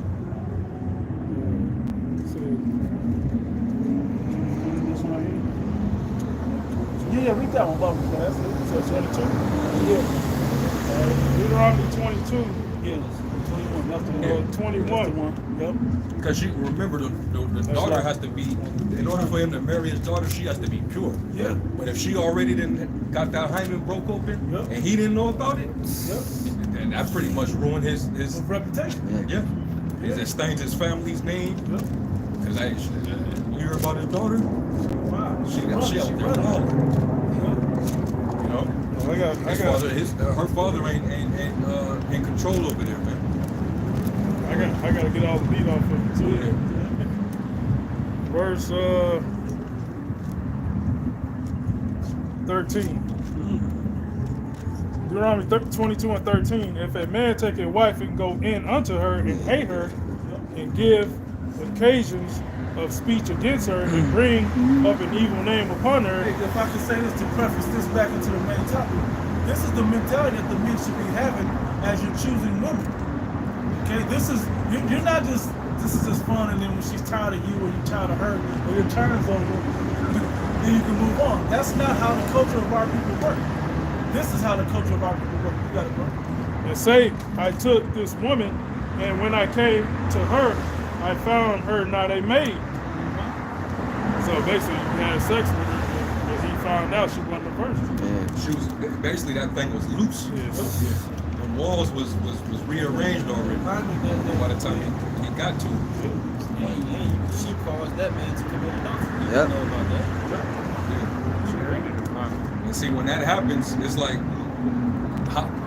how am I supposed to pay you this full dowry when I'm not getting what I'm paying for? I'm paying for something brand new. Yeah, If I purchase a brand new vehicle, Yeah. the mileage better be zero. Zero. It better it'll pick up as soon as I drive it off the lot. Yeah, that new car smell. All of that breaks it in. Yeah, exactly. Yeah. I want to be the first to put wear and tear on. Yeah. I don't want nobody to have already the I ain't gonna say the one Yeah, I that was say gonna- you know the one new that head gaskets already. They- she got her. the first part of my seat. Yeah, man. Token of virginity is the receipt. Gotcha. Turn out all whatsoever. And no, look, here's the thing. That whole used car lot that we're Struggle. analyzing into this, it shouldn't even be a thing in our people. There shouldn't be no used car salesmen, used car lots. God, that's why scripture say there shall be no whores of the daughters of Zion. There you go. They should only ever know one man. The society breeds something different, but you got it, folks. Then shall the father of the damsel and her mother take and bring forth the tokens of the damsel's virginity. That's why that hymen being popped open, so to speak, is supposed to be recorded with that cloth. And the father gets to keep it because that's his receipt. That's the father's receipt on that purchase. So I got my money. I sold you a good product. Here's a good product. That's not at the wedding, right? And y'all go on there to a honeymoon or whatever y'all want to call it. When they consummate the marriage, and this is my receipt. I got my money. You got the woman. That's it. Verse 15. Then shall the father of the damsel and her mother take and bring forth the tokens of the damsel virginity unto the elders of the city of the gate. To judge it. And the damsel's father shall say unto the elders, I gave my daughter unto this man to wife, and he hated her. And lo, he had given occasion of speech against her, saying, I found not thy daughter a maid, and yet these are the tokens of my daughter's virginity. The maid part was in the tokens of the receipt, so to speak. And they shall spread the cloth before the elders of the city, and the elders of that city shall take that man and chastise him. Yep, the husband that act like the woman worth shit. You know, because he She pure, yeah. she was really pure, but he didn't end up not liking her for whatever reason. Well, you made that purchase, man. No refunds. Yeah. Yeah, when it said the cloth, basically her period blood. Her period blood is It's the the cloth. hymen. It's the hymen. It's when Popping that's of the hymen cherry. seed. Yeah, the popping cherry. Popping the cherry. Yeah. Yep. Which ain't the same, but it's a symbolic situation. Yeah. And they shall averse him in 100 shekels of silver. You gotta recompensate the father for bringing that snare upon his family, you know, his daughter. Because now it's like, since you done that, no other man's gonna want to marry my daughter. Yep. See? But yeah, man. That's why it's important to yeah. That's why. Put that lock. Yeah. Yeah, man. The father is pretty much the top manager of the family.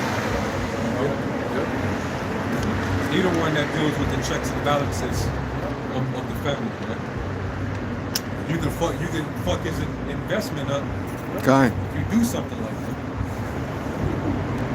Said, But if he is a horrible father, he's fucking up his own investment by not keeping that sure watch over his daughter and making sure she's being groomed the right way. You're not going to have her around any promiscuous women. You're not going to have her around no whores. You're not going to even have her around women that are shameless. You're going to have her around, she's going to look at her mom and see how shamefaced her mom is. And my father, when she answers to my father, she ain't talking, she ain't back talking to him. She ain't looking him all dead in his eyes and shit. With contempt in her spirit. Yeah. Talking shit. Shit, you know. Eyes rolling and lips smacking and neck working and shit. But these young females in this generation, they grew up seeing their mama slap the shit out of their dudes. Throwing shit at them, cussing them out, screaming on them, kicking them out, changing the locks. Yeah. You know what I'm saying? I see another cherry.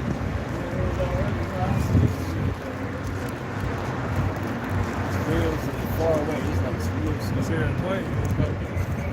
That's a plan. Wow, I seen it, bro.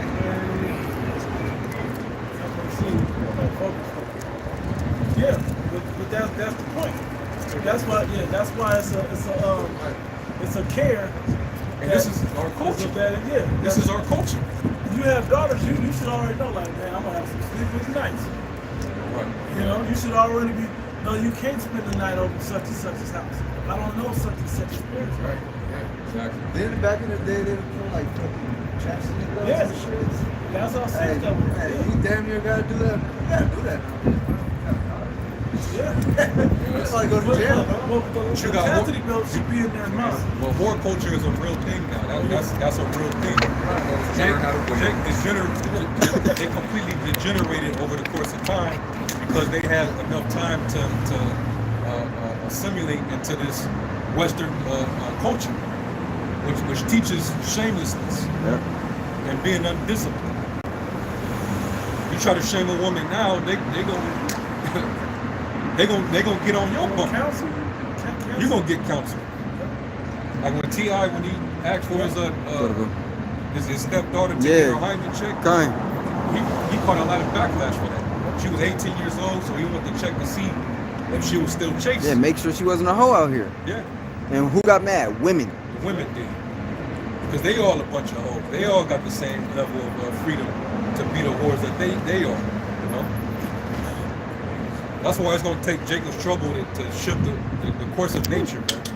Shift it back to its rightful order. It's too far gone. Yeah. You know, there's nothing we can do now right here in America to fix this. There's nothing. Jacob's trouble. Only one that can fix it is All that can pass. how much now shine, putting his spirit on those elects, like those elect women. You know, like the Papa say, you few women that follow, A few sisters. sisters that follow. Yeah, that's it. It is a few.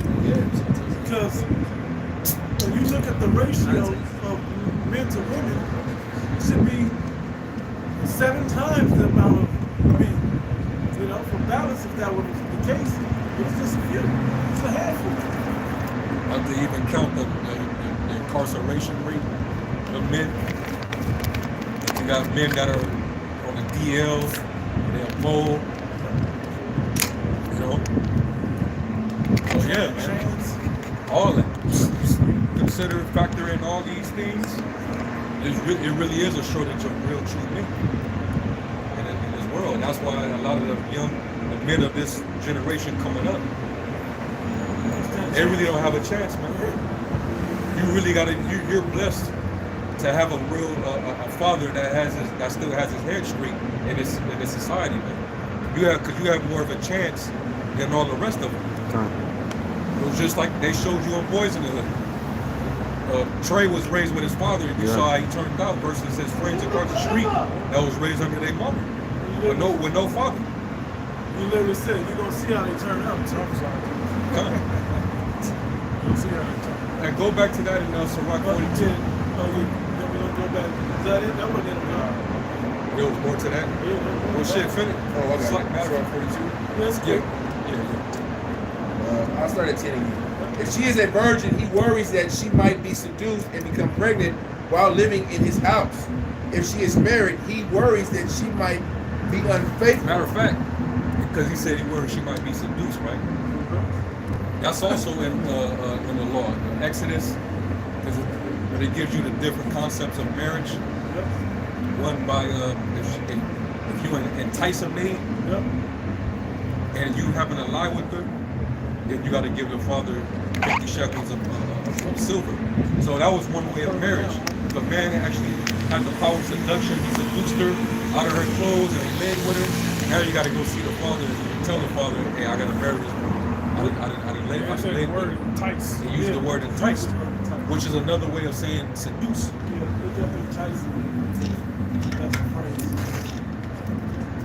And that's not the same as in Deuteronomy 22 and 28, where it says that he laid hold on her. Because these sensitive as Israelites and these other groups, they try to basically entice her. Yeah, they try to merge it, intertwine the two scriptures. But these are two total different situations, man. Exodus 22 and 15. It says, and if the owner, verse 16, and if a man entice a maid that is not betrothed and lie with her, that is not engaged already to another man. Exactly. Yep. That's key. Yeah, one of those, the smooth dudes that talking in her ears, telling her what she want to hear, raising her up. And the thing about it, this is the ancient world. So she might be like 13, 14. She's out shopping, maybe. She out in the field, trying to, do a task for the household. And a man happened to see her. And he like what he see, and he rolls up on her, and he say some things, and she like what she hearing. It's already got my land. She get a little shy. He telling her, hey, just come with me. She follow him. Something happens. Or he might have seen her on several occasions. She ain't telling her father, she being secretive about it. Yep. And she ain't promised to nobody. Now, if she was betrothed, then she'd be like, I'm betrothed. He would have to leave her alone. He would have to step off immediately, or that's adultery. Yeah. But if the father ain't promised her to nobody, then he could get her. Fair game. Yeah. And that's actually a righteous way to do it. You should be, if you see what you know you want, you should be spitting game. Once you got it, Spitting game to keep it. And to keep it. And you should be spitting the type of game that says, hey, I know what's good for you. I know how to make you flourish in life. Under my authority, I'm gonna have you, decked out. You know what I mean? I'm gonna have us. You gonna have us. I can see that we gonna be a power couple or something, as they used to say. But see, the flip side to that, Right. you gotta know what she would bring to the Yeah, the quality. Exactly. And the father knows that. Yeah. Because it's also a scripture in the Bible that says, give not thyself over to a light woman. Yeah. Oh, that was in the 7th chapter. Yeah. To find out, I would say to back up, to know what type of woman you're getting goes back to her father, her family name. Exactly. You ain't going to get with no woman, or say if they don't fear your hot Shem Shai. That ain't going to say in the ancient world, you worship Yahweh Shem Shai, and her and her family worship Baal. That ain't gonna work. You go damn, you fine and everything, but it ain't gonna work. It goes back to the family and the family structure, mainly the fathers. That's it. You got more on that one? I didn't finish the verse. I think it was 22 and 16. And if a man entice a maid that is not betrothed and lie with her, he shall surely endow her to be his wife.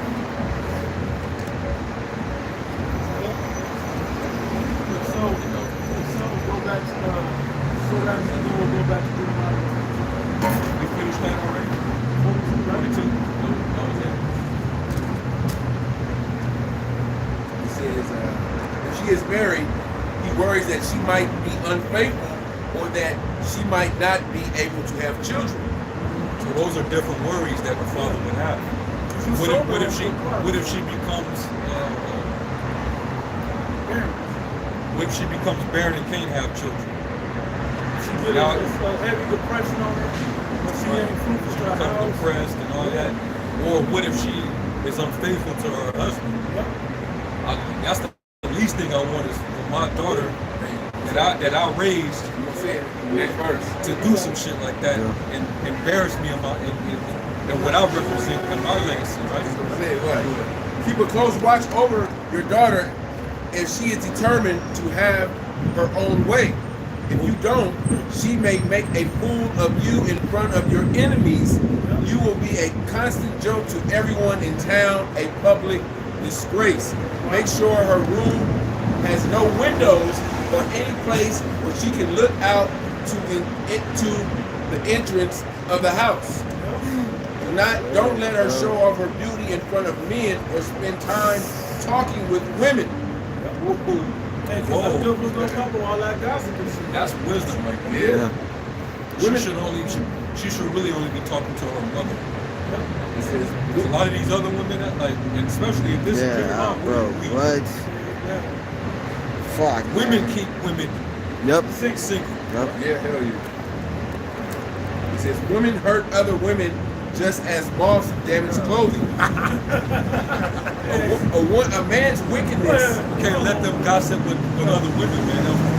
They don't fuck their own mind, their mindset, their way of thinking. It messes them up. It's like, hey, you was watching that Shaka Khan, right? That Tiny Desk? Yeah. She made a song called I'm Every Woman. Yep. A lot of these women, they don't know how to think individually. They you can have your own mind, but soon she get in a room full of other women, they can influence her decisions. Yep. They're impressionable like that. Like They're that impressionable. They like the group thing. That hive mentality. That's why you see women back women more than anything.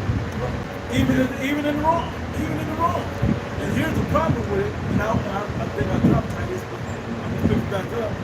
The elder women, only your mother should you be able to trust. Mother or your grandmother. Yeah, are the only ones that you should be able to trust that have your best interests. But now we know that's even corrupted. Because other women are gonna look at what this woman's gifts are, or what this daughter's gifts are, and be jealous of it because they never had the gifts. So they're gonna be like, hey, she got better chances to get a better man than I could ever get. And that's gonna spill over into the things that she said to that woman. Really jealous of these hoes. Yeah. She's married ass women that's on OnlyFans. OnlyFans, yeah. I was married with Man, when I was young, I would be getting this much. You know what I'm saying? They go back You to got the guy. they go back to Titus. I don't know if you read it. Yeah, that's what I'm saying. Women, beginning with the grandmother on down to the mother, on down to the Talk about the age women to teach their younger daughters to be. Let me finish this verse. It says, a man's wickedness. So hold on, read that last part again. Women hurt other women just as moths damage clothing. Women hurt other women. They'll give them fucked up advice, fuck up their own marriage, especially when there's because single women. If you're married, you have no business being friends and hanging out with single women. If you're not married, you have no business being around single women also. She'll say, fuck that nigga, he ain't shit, and then go get your Encourage her to go off and you just serve better. yeah, she'll do that too. Yeah, she'll do that too. Yeah, man. And also, even when it comes to choosing men, a good dude to come around with because they're jealous. Yep. They'll influence her to not mess with him just because they single. Yeah, because they didn't get approached. Now, I've seen this show is lame as hell, but it's a show where they'll have a group of balloons. And this dude he came on there, and he was one of them dudes that like he's secure with himself. He's a plumber. He made good money. It was his own business. He had his own business. He stood on his masculinity. So a lot of them women off the rip was threatened by that. They felt insecure off the rip. As soon as he walked up, they popping balloons off there, right?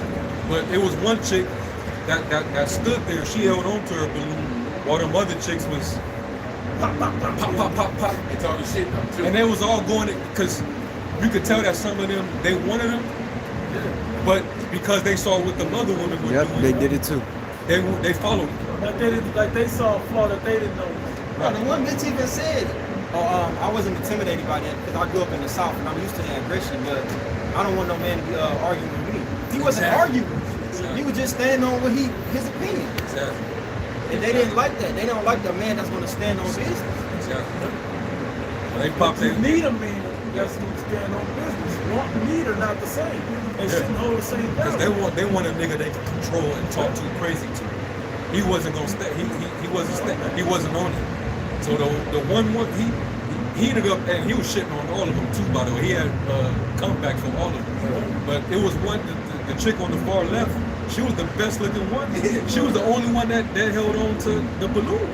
Cause she wasn't trying to be like the other women. She had her own way of thinking. She was lady. She kind of almost want to say she held her peace. She held her peace. She observed him, and she was like, he in his masculine frame.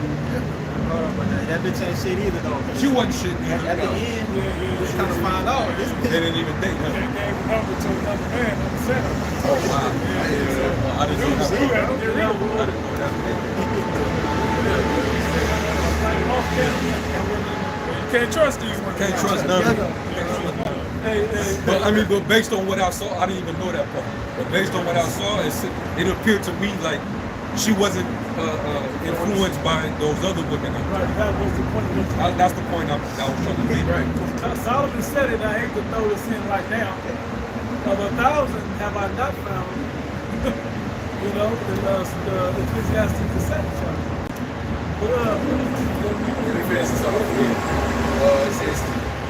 But this is always better. This is all to build you men up that are hopeful fathers or that are already fathers.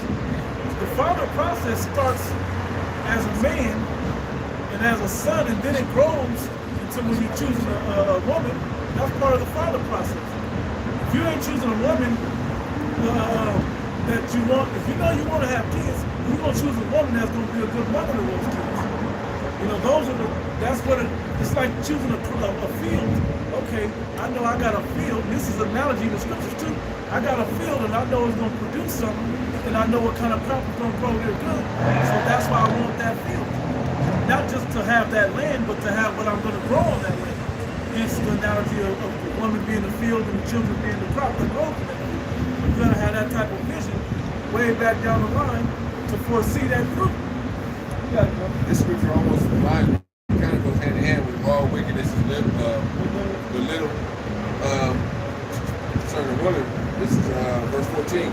A man's wickedness is better than a woman's goodness. Woman brings shame and disgrace. All that does is prove what King Solomon said. He said out of 1,000 women, I found Man's wickedness. So even if he had, even if some of his, and I remember I made this point a while ago, right?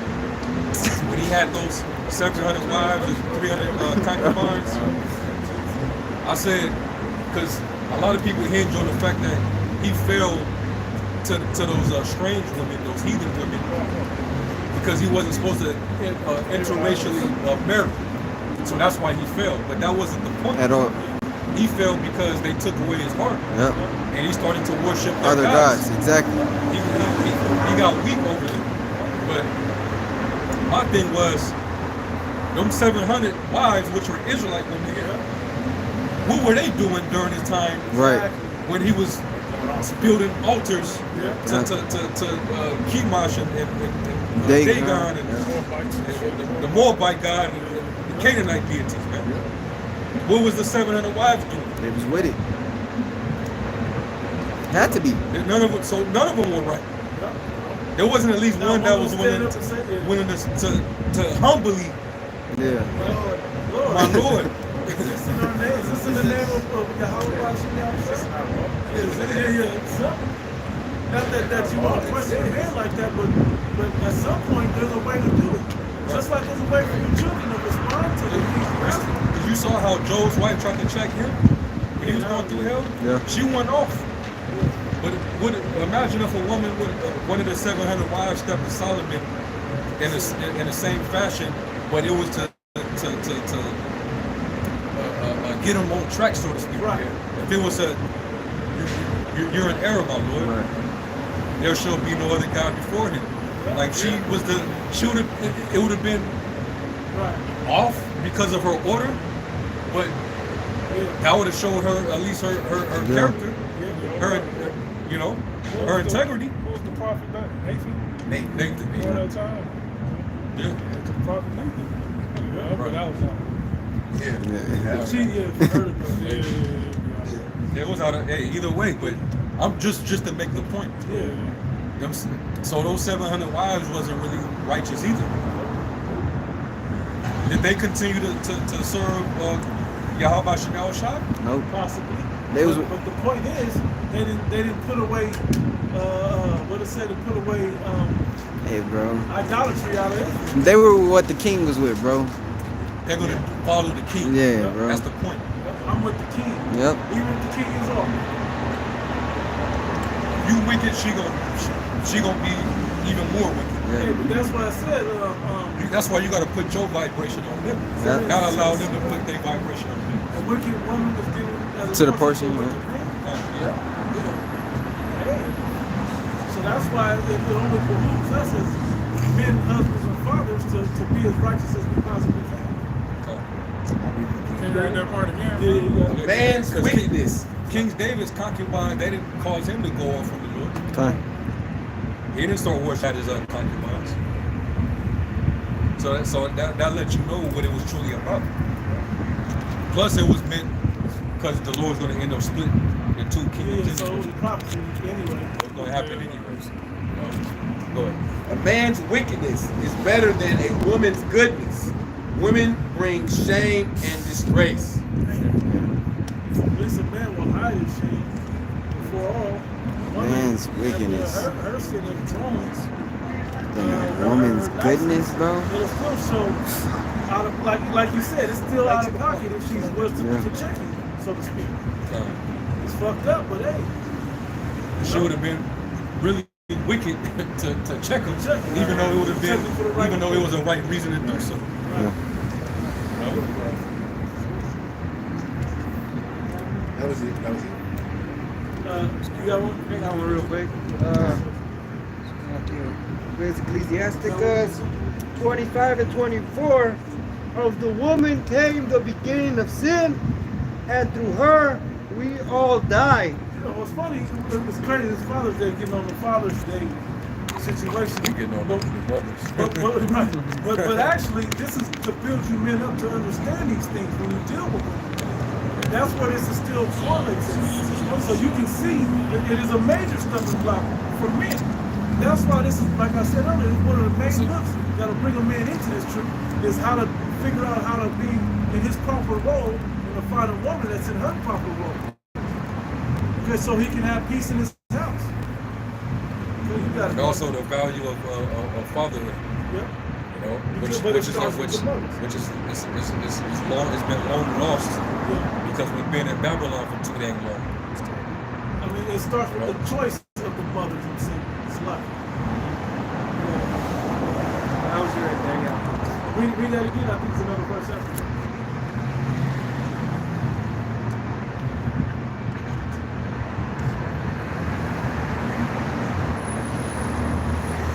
Ecclesiasticus 25. I'll read it again. Of the woman came the beginning of sin. Ecclesiasticus 24. Of the woman came the beginning of sin, and through her we all died.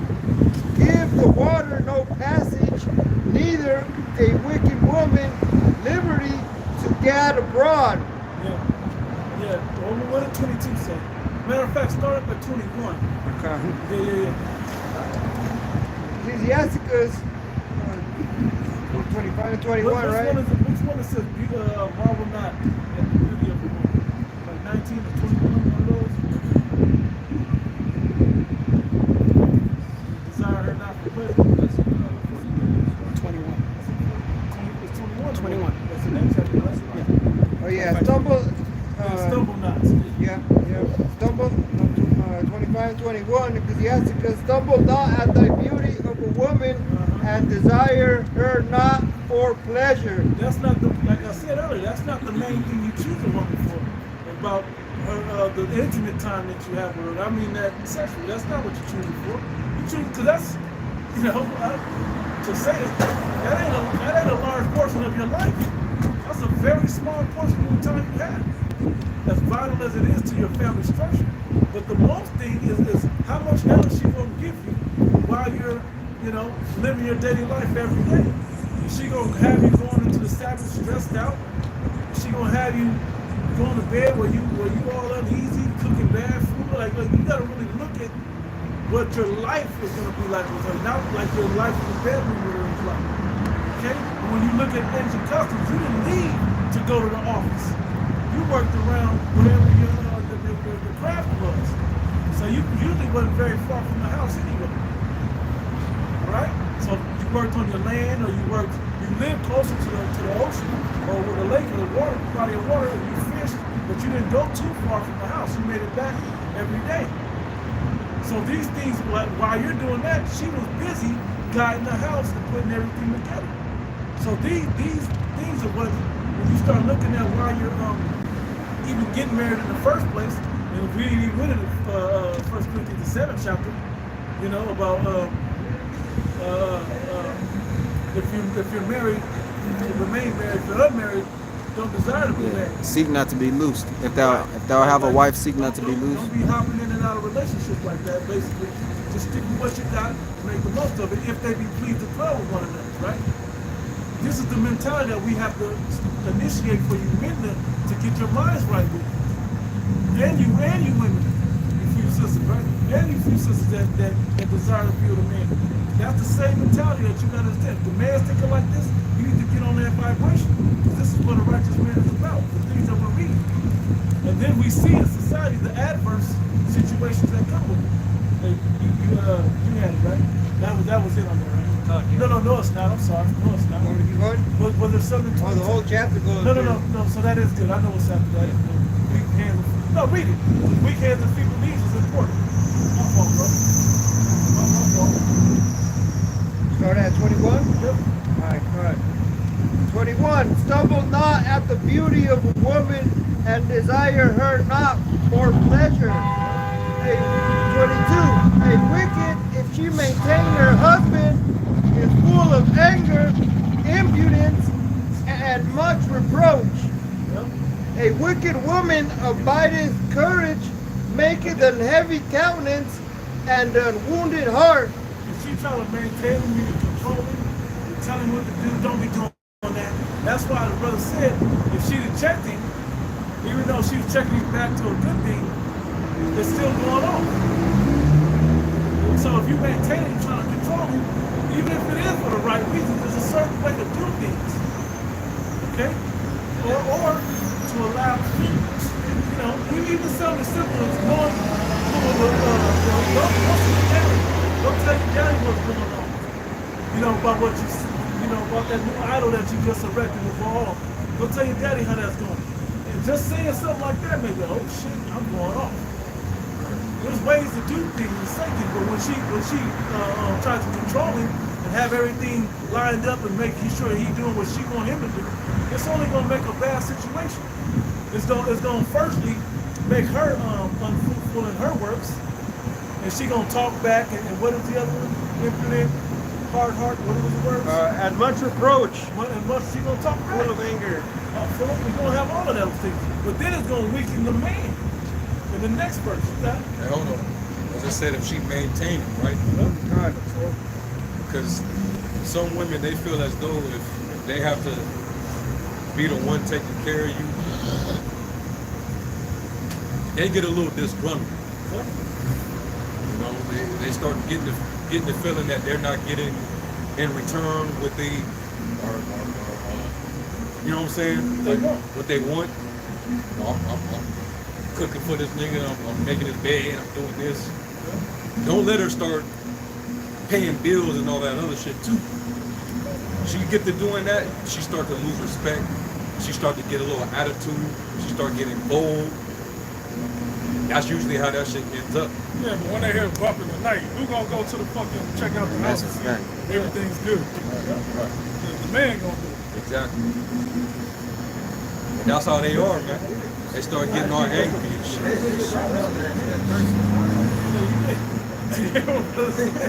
That's a prime example of what brother said. You know, like she in this society, she should be so fucking place of fucking good. Bro, like yeah, in this climate, the way it's just working out here, it's just hard. Like the way inflation is shit, hey, and what it lets you know is that they really down for you and the whole family system. Well, shit, you remember when brothers did lessons on it? That one little bitch, she basically came out and she was talking with another woman, and she was trying to justify why she went and started dealing with her husband's friend. Because the nigga lost his job and he couldn't promote the fort for about a month. Bro. So she was like, well, my money is my money and your money is our money. Yeah. So when he lost his job, she started to get angry. She started to get impudent. She went up to a full of reproach, and then she crossed the line and started fucking with his friend. He said, oh, she went over there and to talk to him, and then one thing led to another. Yeah. And he, I guess the nigga paid the bills. I don't know. I don't even watch that shit. Bro, she had. The other one was the one with the daddy. The man shows up, and the daddy was in his house. The one who was having working. Yeah, the man himself got off work. He's like, Daddy, what you doing over there? I told you don't be over here. So why you open the door for? No, so we can talk about this. He's like, nah, you ain't supposed to do. So if you're not doing enough, they gonna find a reason to leave or grow disgruntled. Or if you doing the most that you can do, and she's not satisfied because you're not there most of the time, she gonna find another excuse. So it's like, damn if you do, damn if you don't. That's where men are at today. And that's where they at. And this is why men are passport holders. That's why you got that growing dynamic happening right now. At least these women overseas, they appreciate that more. Yeah. That's why men are like, well, if they don't appreciate what I'm providing for them over here, fuck these bitches. They over there, they will fucking, they respect it. They appreciate it. So they deserve it better than these hoes. Right. And they ain't bringing no value. They say that they're not gonna settle for their They're fucking. The demands are like stupid high. They're not reasonable. You know, you bring a woman from fucking the Philippines. You know, hey, she's happy that she has food on the table every day. And your man will come home to keep her safe from that moment of night. You know? Yeah. Just the ice. Yeah, man. That's I thought about when brother read that scripture. If she maintained her husband, she gonna be full of anger and impudence and full of reproach. That's what you normally experience.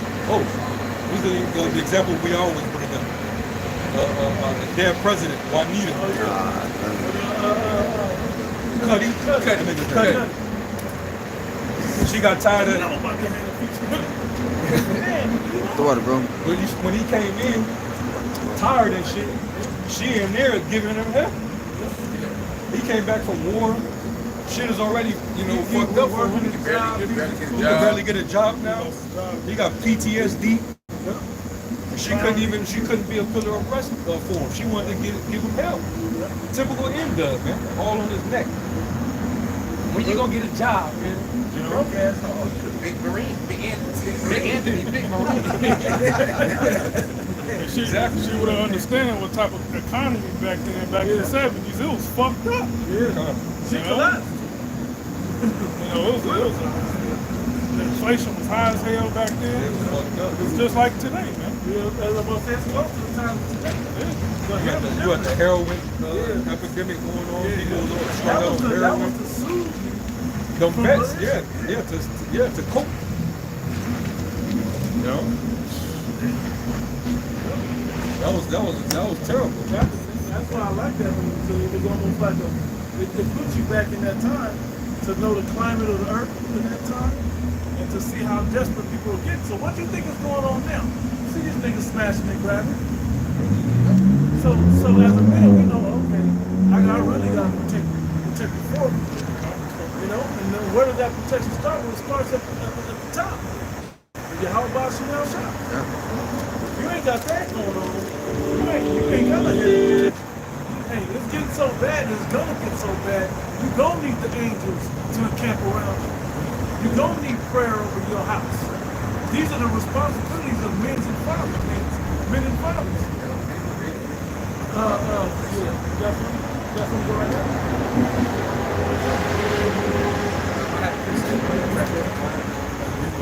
Just hey man, men for the most part, men just like men like to live. Good. For the modern woman nowadays, that's not enough. They like to do too much. Tell I do.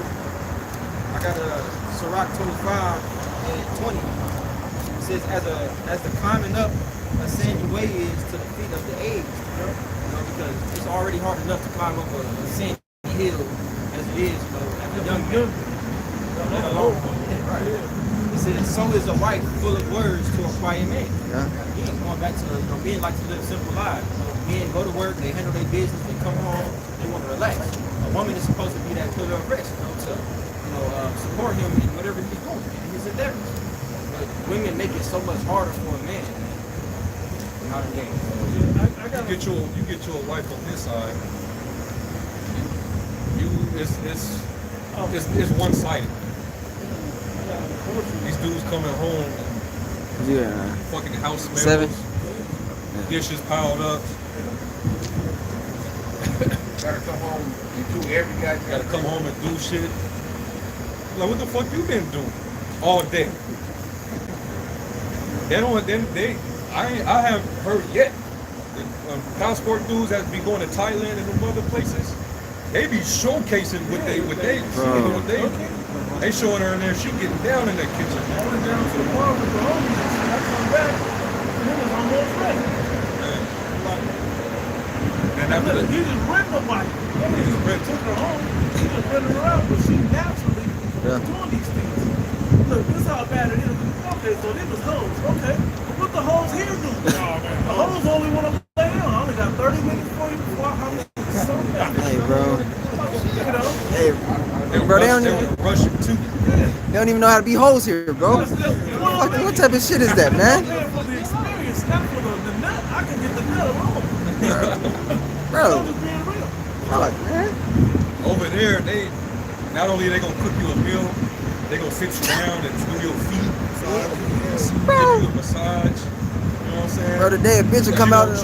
You go work out, she finna go work out with you. Bro, a bonnet, bro. Bitch come out to greet you in the bonnet. These chicks that have millions of dollars, they woman is, they'll take the bag, be dead, you know? So even if you have money, you still can't make, you can't make these women happy. And they tried out so many different situations with me that they want a piece of this and a piece of that. That's the whole system. They'll never be, once you have more than one man, you'll never be satisfied by one man. Understand that, ladies. Understand that, men. Once a woman has had more than one man, and you ain't that first, you're never gonna ever truly satisfy her because she knows there's a difference. She's never gonna be that wife after your mind, not fully anyway. We have women that you're able to coexist with, but she's never gonna be fully after your mind because unless you have a woman that you dealt with, you're the only man that she's ever dealt with.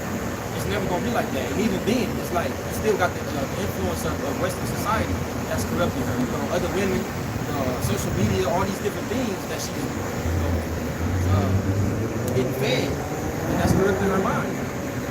And that's why if you can, hey, stay single. Stay single. You know? Because you're gonna have nothing but trouble. That's what I got. This is 1 Corinthians 7. I'm gonna start. And if you do have a wife, be as though you have. Yeah.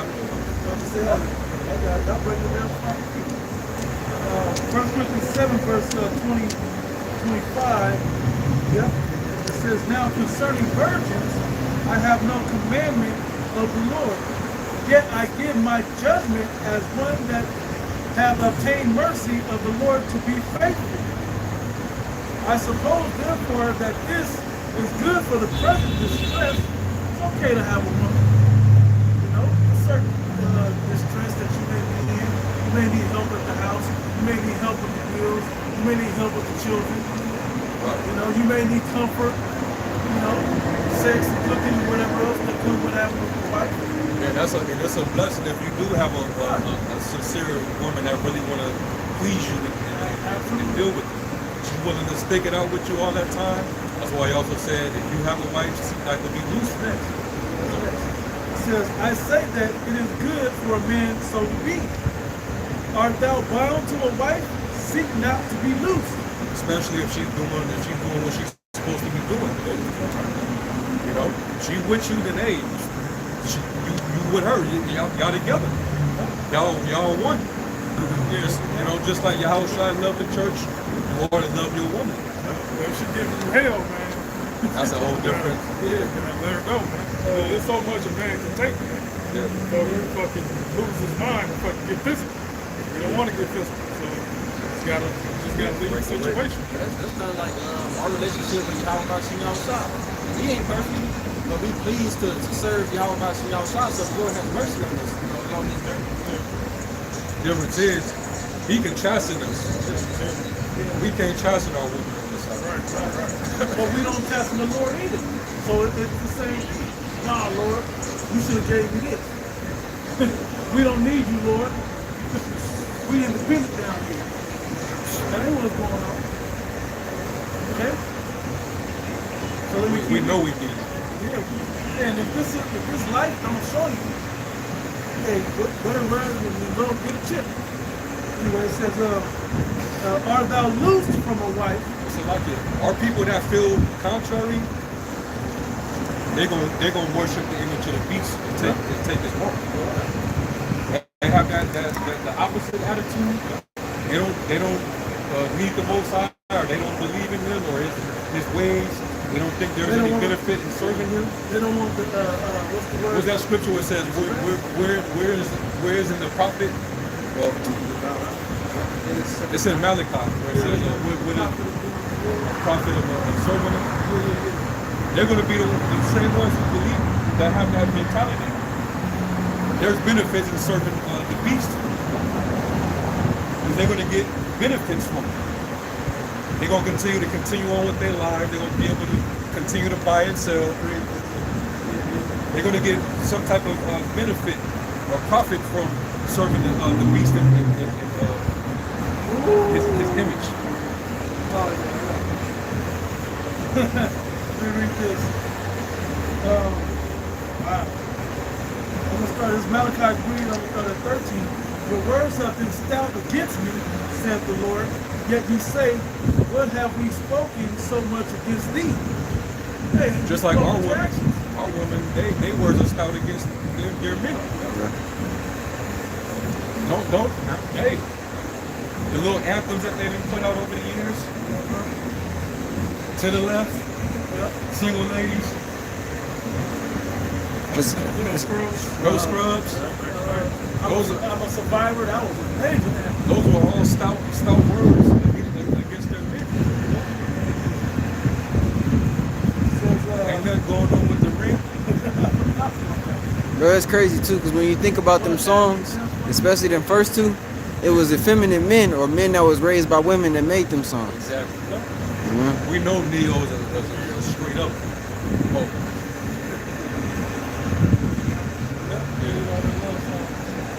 It says, what have we spoken so much against thee?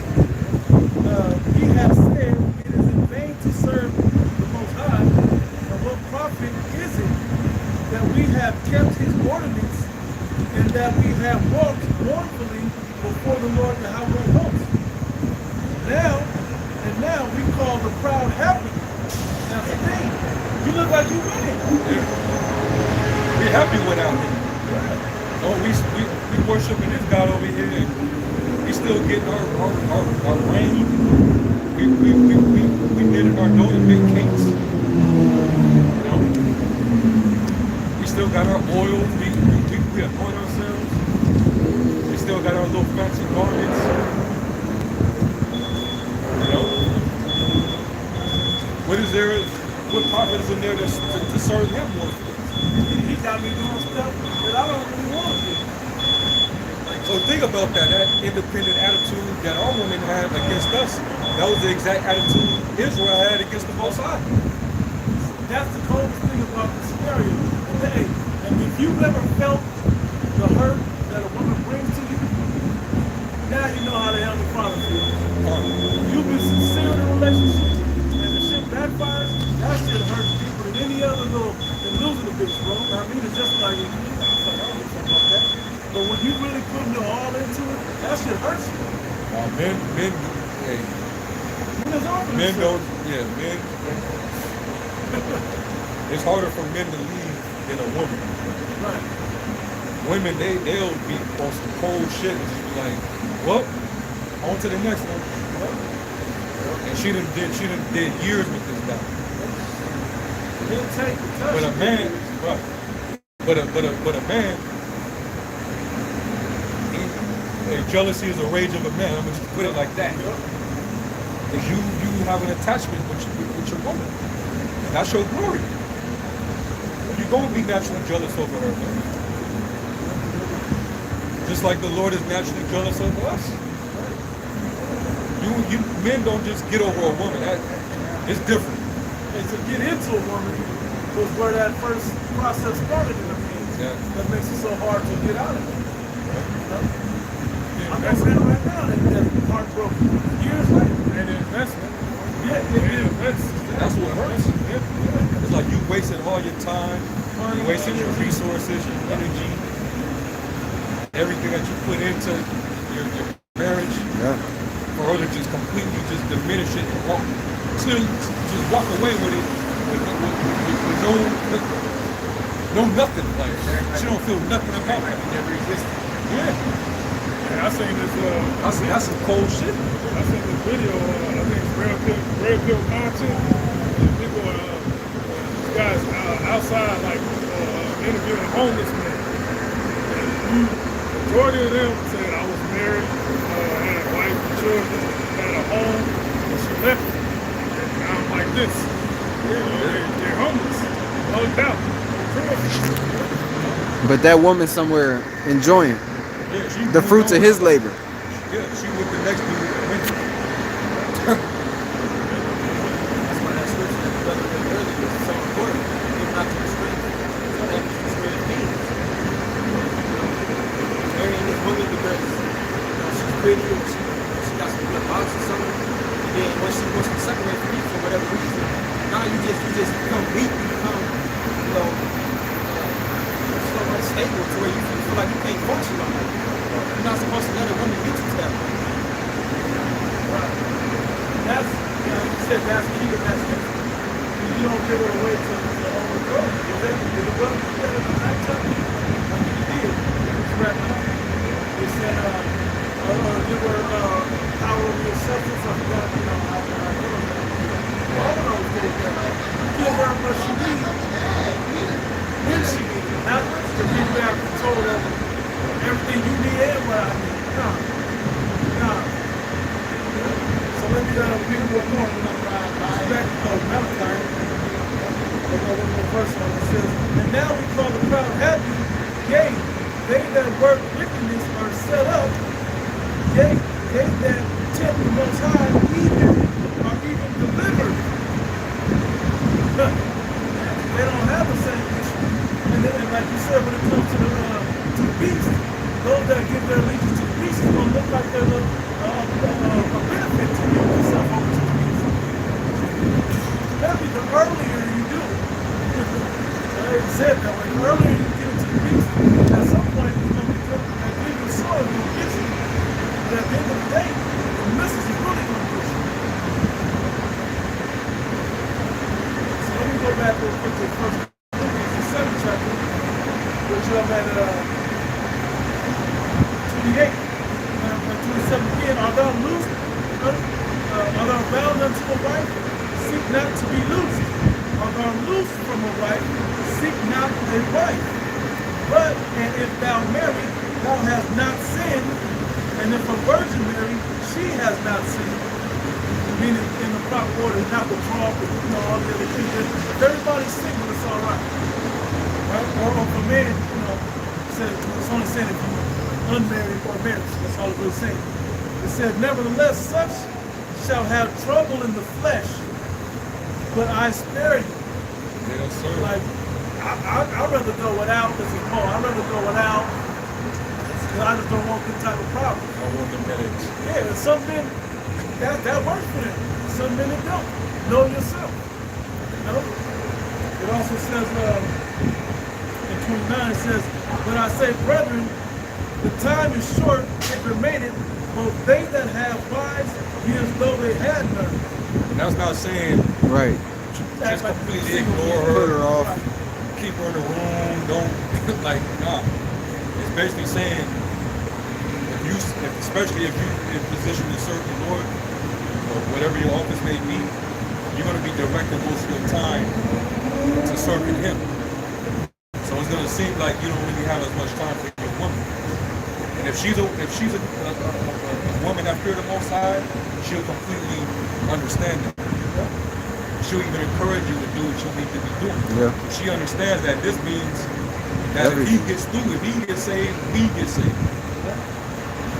If she on some Joe's wife shit and she's selfish, she gonna give you hell. So where's my time in? Why we ain't doing this, Marcus? Why you ain't doing this and doing that? No Saturday? I can't get out one Saturday where you can just forget your brothers or forget whatever you do. Come spend a little time with me. Hell no. You know how many other days of the week we can do that? It's something funny. I'm going to say this to us men, right? A lot of the shit that you do on the weekend costs more than doing it during the week. Exactly. Just being real. Yeah. Verse 32. But I would have you without carefulness, he that is unmarried care for the things that belong to the Lord, how he may please the Lord.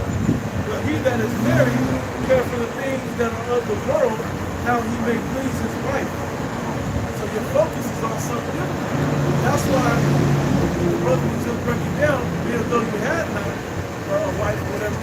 You still, your focus remains as the Lord is the foremost important thing in your life. And everything stems from there. And that's a tough balance, honestly. But looking at the times, I ain't got money to go out and do shit. So we gonna be in the house. If I'm in the house, we can hang out and get some while, but the spirit hit me, I gotta go. It works better if she's like a homely type of person anyway. She don't really like to be out and about. So she don't mind you spending time with her at the house. I prefer that any damn way. Turn on a movie or something. We go get some food. You want to sip something, eat something, throw some little music on or something, whatever. We'll do that. Nothing wrong with that.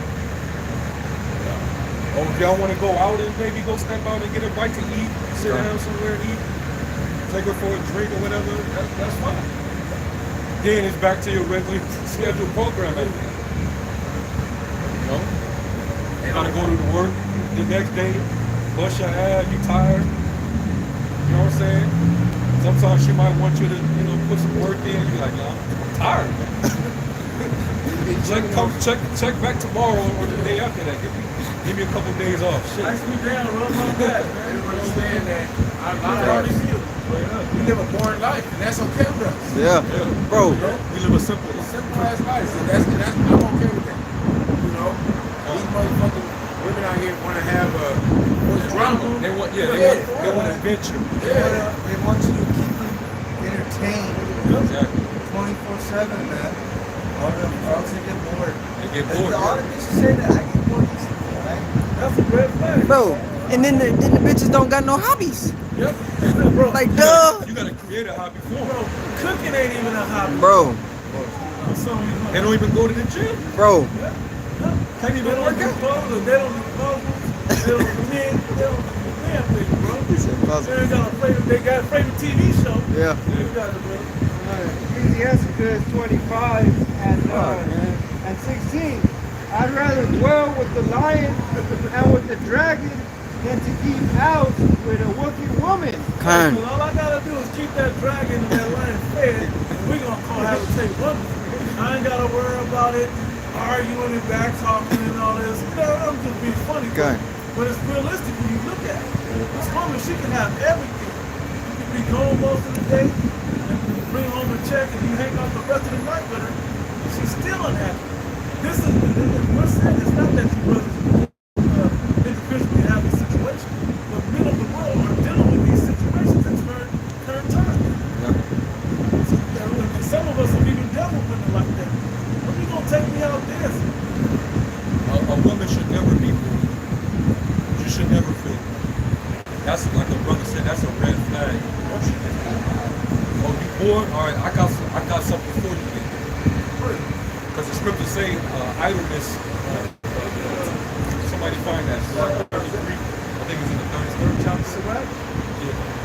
Which one you got, bro? Because if a woman which is a servant is supposed to always have something to do. Yeah, it's something. They shouldn't be bored at all. They got too much idleness. That's why they were feeling bored. Yeah. And when they're so idle and they bored, what do you think they're gonna be doing? They're gonna be looking for shit to get into. Yeah. Usually some shit they ain't got no business getting into. You know? Whether it's getting into drama or getting entertained by other men and possibly committing whoredom. Sirach 33, let's start at 25 context. It says, if thou send thy servant to labor, thou shalt find rest.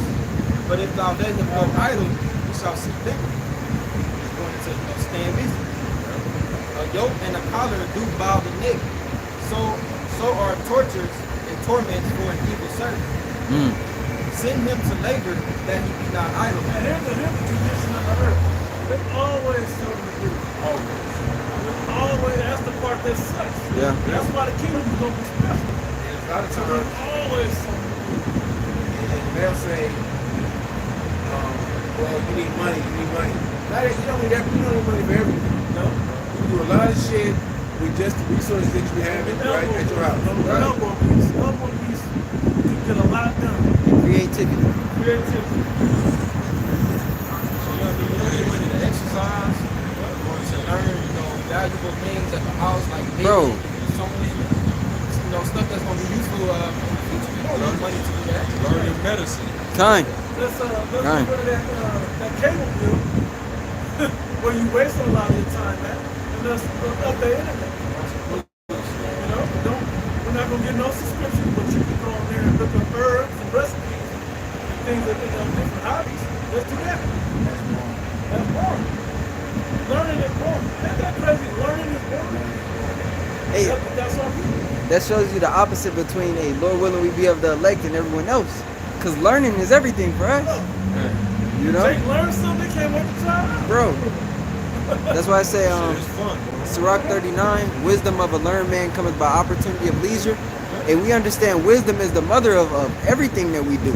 And we get deeper in, it's beautiful when you understand brothers and know how deep they are into what they appreciate, It says, send him to work, send him to labor, that he be not idle, for idleness teacheth much evil. There it is. Don't let him be idle. That applies also to a woman. That's what she is, right? She's a servant. That was what Eve was given to Adam for, to be his servant, his helper. So there's no reason for her to, I'm bored. What the hell you mean? Find something to do. bro. That's why when we go into that analogy in Proverbs 31st chapter, it even says it there, she eateth not the bread of idleness, but that goes with wisdom. But when a man gets wisdom, now you got to put it to use. It's still work to be used, that wisdom. Now you got to prove it. Now you got to use it and apply it every time it applies. So it's never just like, okay, I know about the diameter of the pyramids, but what the fuck is that information good for?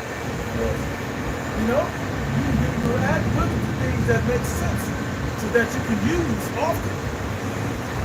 Okay? No different than, because wisdom can serve you. Okay, that you have no break to fail.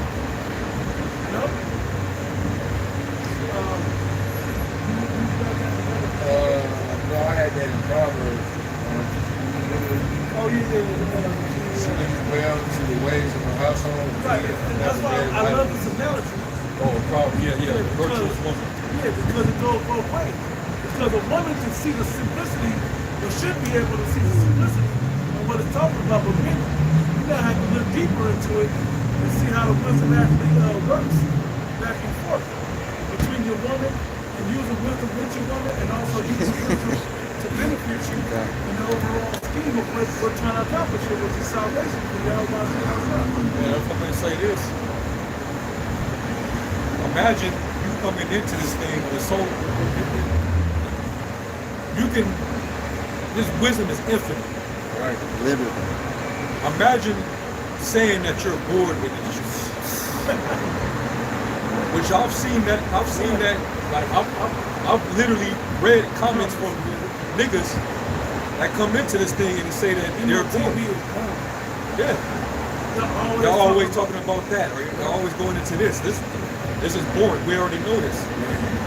I got mad the other day because we escaped from coming to the truth to stay with nigga shit. Yep. But now we got nigga shit in the truth. Yeah.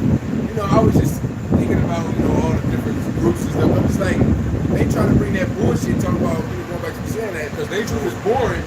But it's just like, damn, it's like no way, no escape. Yeah. That's why we need salvation. We gotta get the hell out of here. They bringing nigga shit into the truth. We escape nigga shit from the world. We lie. That's why none of that nigga shit fly over here, because the apostles encourage us to be diligent. Yep. And so that takes being consistent in your labor, in your work. You don't have time to sit back. The Lord said the harvest is plenteous, but the laborers are few. So we're supposed to take advantage of that. So we have there's no room for idleness and being bored. Imagine your woman is just laying back, and you giving her everything that she possibly want and need to be sustained, to be able to do what she's supposed to do. But she's sitting back talking about, I'm bored, like this is boring. Huh? But you know what that makes me think of too? Like when it says the harvest is plenteous, but the laborers are few. The harvest is plenteous, meaning it's plenty of work to be done. Plenty. But it's not a lot of workers. So that means the workers that are doing the work, it's a lot for them to do. Yeah.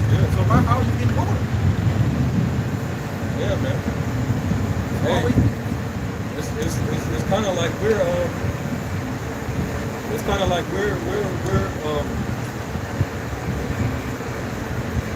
we're bearing the load, so to speak.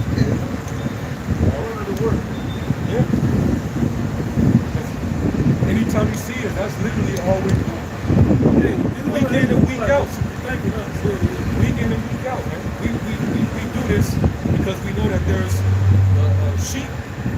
We know that there's fruit to be grown. We know that we're supposed to make big on the Lord's investment.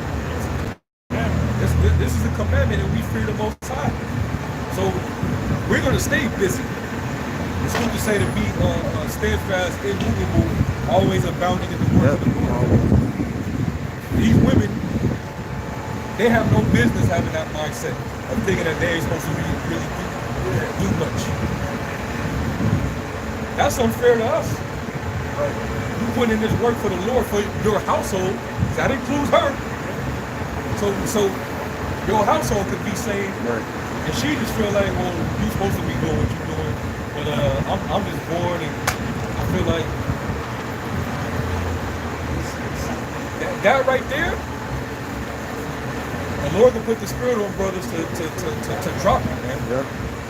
Because just like the Lord don't need us, you're not needed either. Yeah, because regardless if they there or not, we still got work to do. The work doesn't stop at all. The will keeps moving. The purpose still has to be fulfilled. God. With you in the picture or not. Always abounding, meaning always increasing. So there's no reason for you to get bored, man.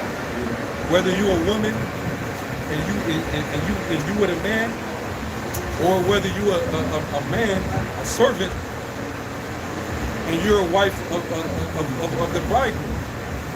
You're supposed to be working. Right? Let me read this in Titus. You know, about the one I brought up. Something said, the one that said, guide the house. Teach the young, the older ones supposed to teach the young Titus. Yeah, that's in Titus. That's all there already? Yeah, that's in Titus. Just further down. So let me start at 3. Oh, keepers at home.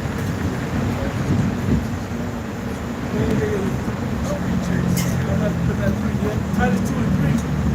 It says, age women likewise, that they be in behavior as becoming holiness, not false accusers, not given to much wine. And those are because you got too much idleness on your hands. So we were able to pick up those other ideas because you got too much time on your hands. Yep. You're not busy enough.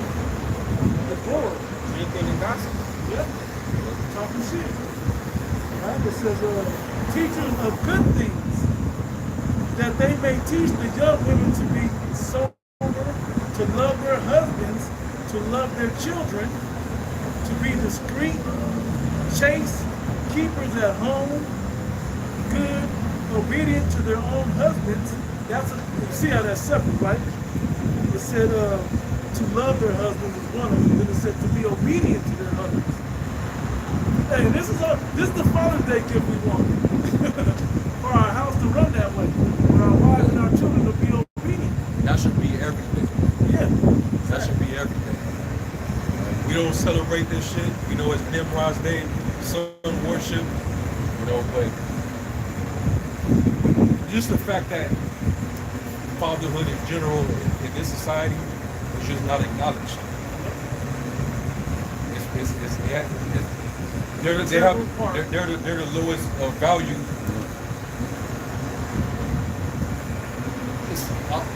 I'm having trouble like putting the words together. So let me quote the comedian. The value just isn't there in this society. The appreciation. Yeah, so let me quote the comedian Ali Sadiq. He said, fathers ain't shit. He said he didn't say fathers ain't shit. He said fathers don't get appreciated for shit. Right? He goes on the list of most popular or important holidays, Christmas is number 1, Mother's Day is number 2. You know, being a comedian, go, so Jesus and then your mama, right? He said, guess where Father's Day ranks? Number 20. He said, I didn't know there were 20 other holidays. He said, Arbor Day, and I told you I didn't joke earlier, he said, Arbor Day is number 13. I don't even know what the fuck Arbor Day is. But it's above, I know it's above Father's Day. So think about that. But really, when we just read the order, the human connection is right under your house shop. It's the next most important part. It was the most influential piece that the devil could remove from that system of belief to destroy our people. Taking the fathers and the husbands out of the home destroyed our nation.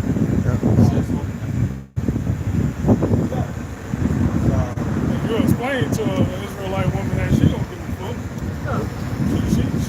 She's happy with what she benefits what she got now from Esau. So these women they're doing that. You know, they're gonna go down with Esau. You know, but it said Isaiah 4:1, you know, then the Lord gonna have some compassion on women to join unto them. They gotta go through hell first. Mark chapter 3, verse 27 says, no man can enter into a strong man's house and spoil his goods, except he will first bind the strong man, and then he will spoil his house. Yeah, conquer. That's how you conquer a nation. Esau conquered us, the Israelites. What do? He took the man out the house, bondage, put us in slavery. You know, told the woman they're better than the man. You know, conquered us, divided us, castrated us, emasculated us, humiliated us, right in front of her. She got to see the whole thing. And her respect dissipated from that. You know? Because it was when the slave master took the man and humiliated him, he did it in front of the wife intentionally. Because once she can see that her man can be broken down, It's perfect. that's it. That's exactly what he did. Now you seen it happening in real time with I can't even call these dudes men, but dudes like Dwayne Wade, Will Smith, Marlon Wayans, him. I done seen that on the show. Yeah, I done seen that. This is what you got now. Those dudes are completely Through. broken. They're binded up. You know? They're broken and binded up. Those men have no power whatsoever, man. Despite whatever riches and fame they got, they have no respect. They have no power. You know. So their children look at their children. Their children is a product of that. Jacob?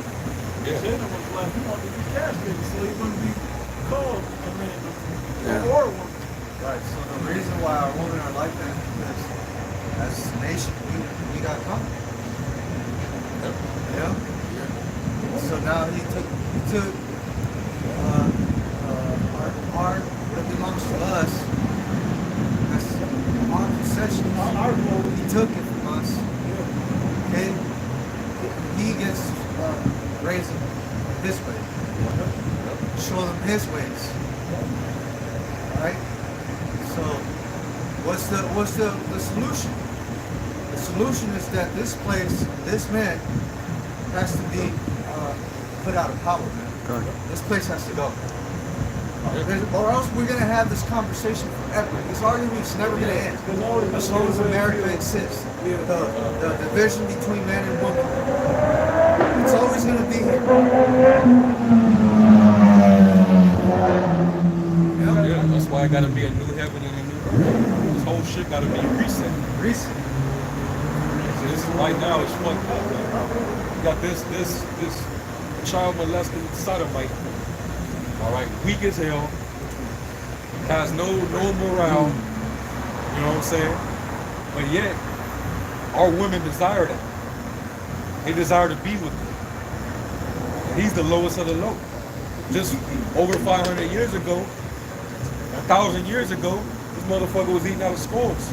Yeah, dead bodies. Eating dead bodies. Motherfucker couldn't speak. He didn't have proper speech. He had to be sanitized. And coming over here to America, they didn't know how to hunt. They were digging up graves and eating dead bodies then too. Just that recent.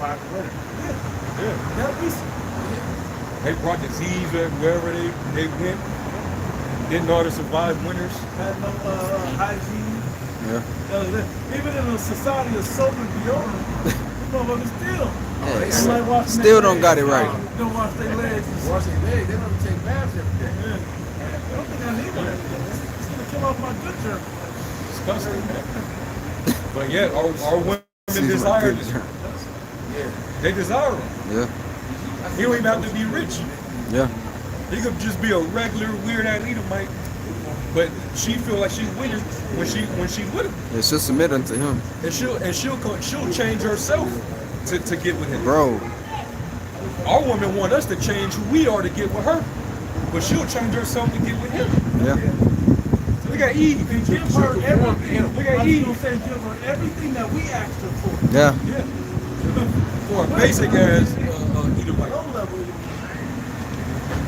That's just Eve, man. What happened to that Philly chick with the short hair? She was hood. She was kind of rough. Eve, the rapper. Oh yeah. She was Edomite. married an Edomite. Yeah.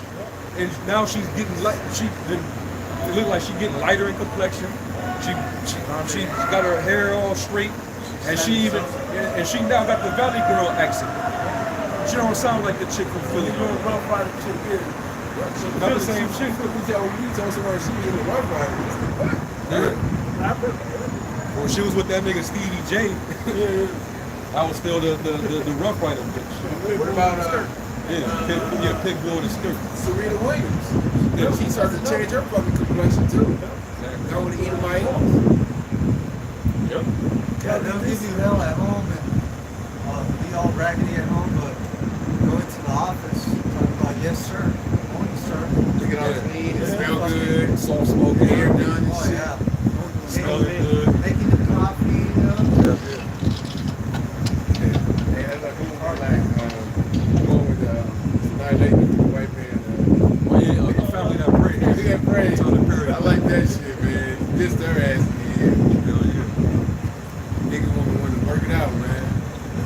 Like, he might not live with his wife. This is 1 Timothy chapter 5, verse 11. It says, but the younger widows refuse, but they will, for when they have begun to wax wanton against Hamashiach, they will marry, having damnation, because they have cast off their first faith. And now they want another obligation to a human, not to carnally, not spiritually. Right? It says, a young, she being younger, she still, she got them impulses, them hormones. So if she was bound to a husband and he ends up dying because of her being young and still hot, she's not gonna mourn her husband and remain a widow like Judah. Judah was a I can't even call her a dime. She was more than a dime piece, but she remained a widow. Yeah, she remained widow, man. She was disciplined. She still reverenced her husband even in death. That was an honorable woman. Susanna was another one. But this was talking about the younger woman that was a widow. She become widow, but because she's not going to be disciplined, she going to go out and step out. They're going to continue to be hot in the pants. So she needs somebody to scratch that itch, so to speak. Verse 13, it says, and withal they learn to be idle. They learn to be idle. So she not being productive. So when she's given free time, if she's left to herself, she gonna be thinking about what pleasures she can get into. It says wandering about from house to house. Yep. And not only idle, but tattlers also. Gossiping. And busybodies. Yep. Speaking, giving people business that they shouldn't be in, right? Speaking things which they ought not. Going from, you heard about such and such down the block? Damn. That's not our business going on down there. It says, I will marry, therefore, I will therefore that the younger women marry, bear children, guide the house, give none occasion to the adversary to speak reproachfully. And that's how you're really supposed to conduct yourself. Just stay busy doing the right things. Go ahead and be married, but stay busy doing the right things.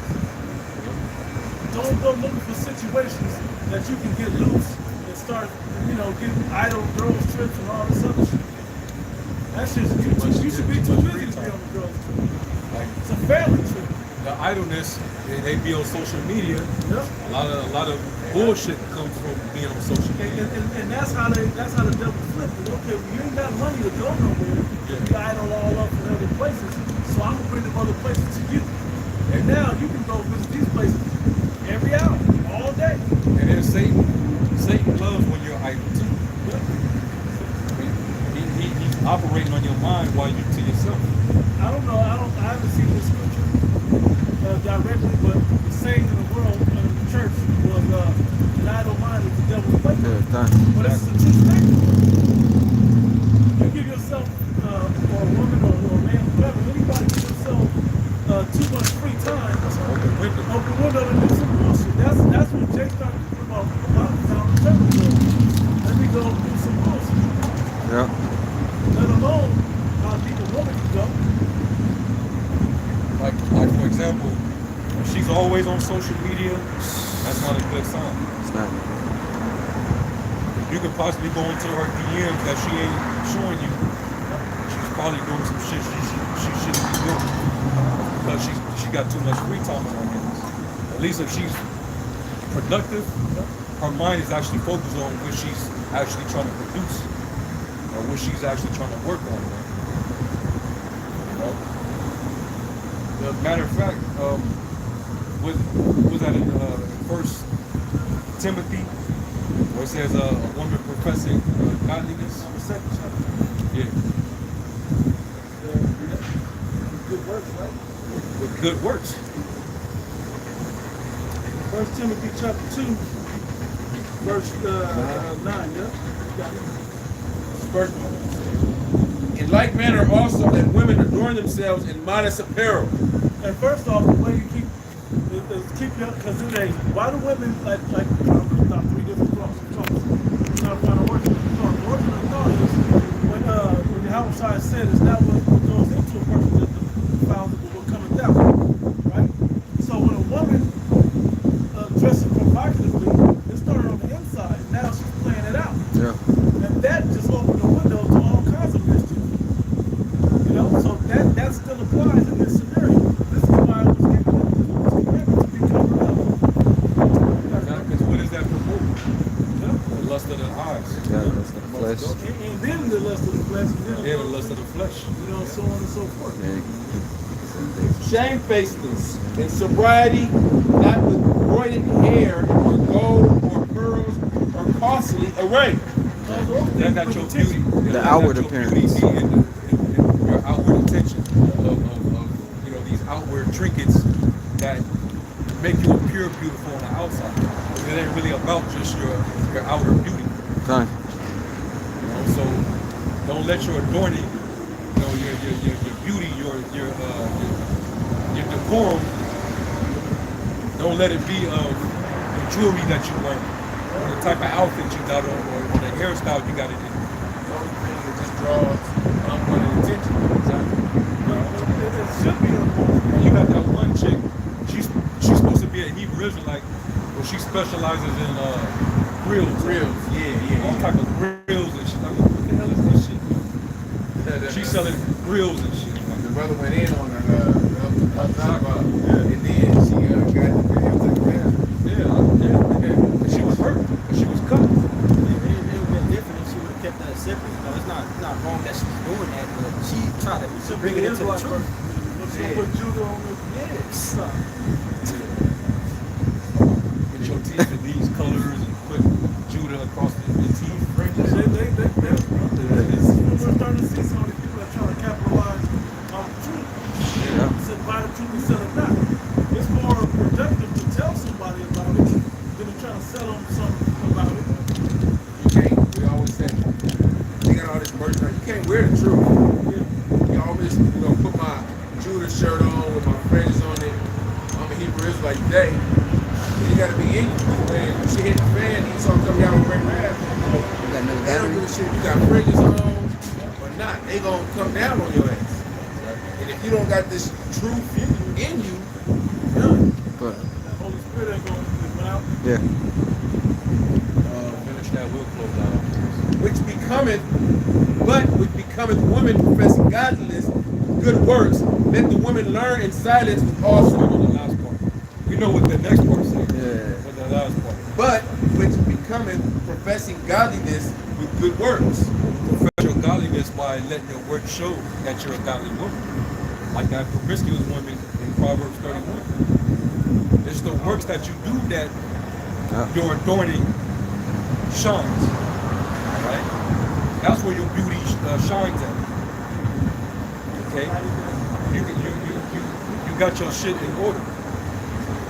Your mind is well instructed. You're doing the things that pleases your head. You know? That's the adorning part. Our adorning is trimming those lamps. You know? Done. Keeping that oil in your cup. You know, keeping your lamps on fire. You know, increasing in this wisdom, coming out here and present your bodies as living sacrifices. doing the things that please him. That's the authority. Keeping his instruction. Okay? Following the land whithersoever he goes. Being not defiled with women. Okay? But that's another translation. Yeah, it was the one that I said I hadn't seen it. I thought I saw it. There's another translation that. Oh, another translation. Yeah, this is TLB, Proverbs 16:27. Idle hands are the devil's workshop. Idle lips are his mouthpiece. Yeah, look, an evil man sows strife. Gossip separates the best of friends. Wickedness loves company and leads others to sin. That's good, bro. So that's pretty much it. That translation. And that's another reason why we're not to be idle.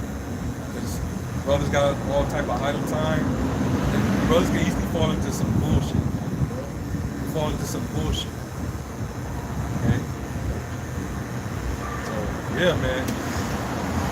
I got one more. We get that one out of Sirach 7.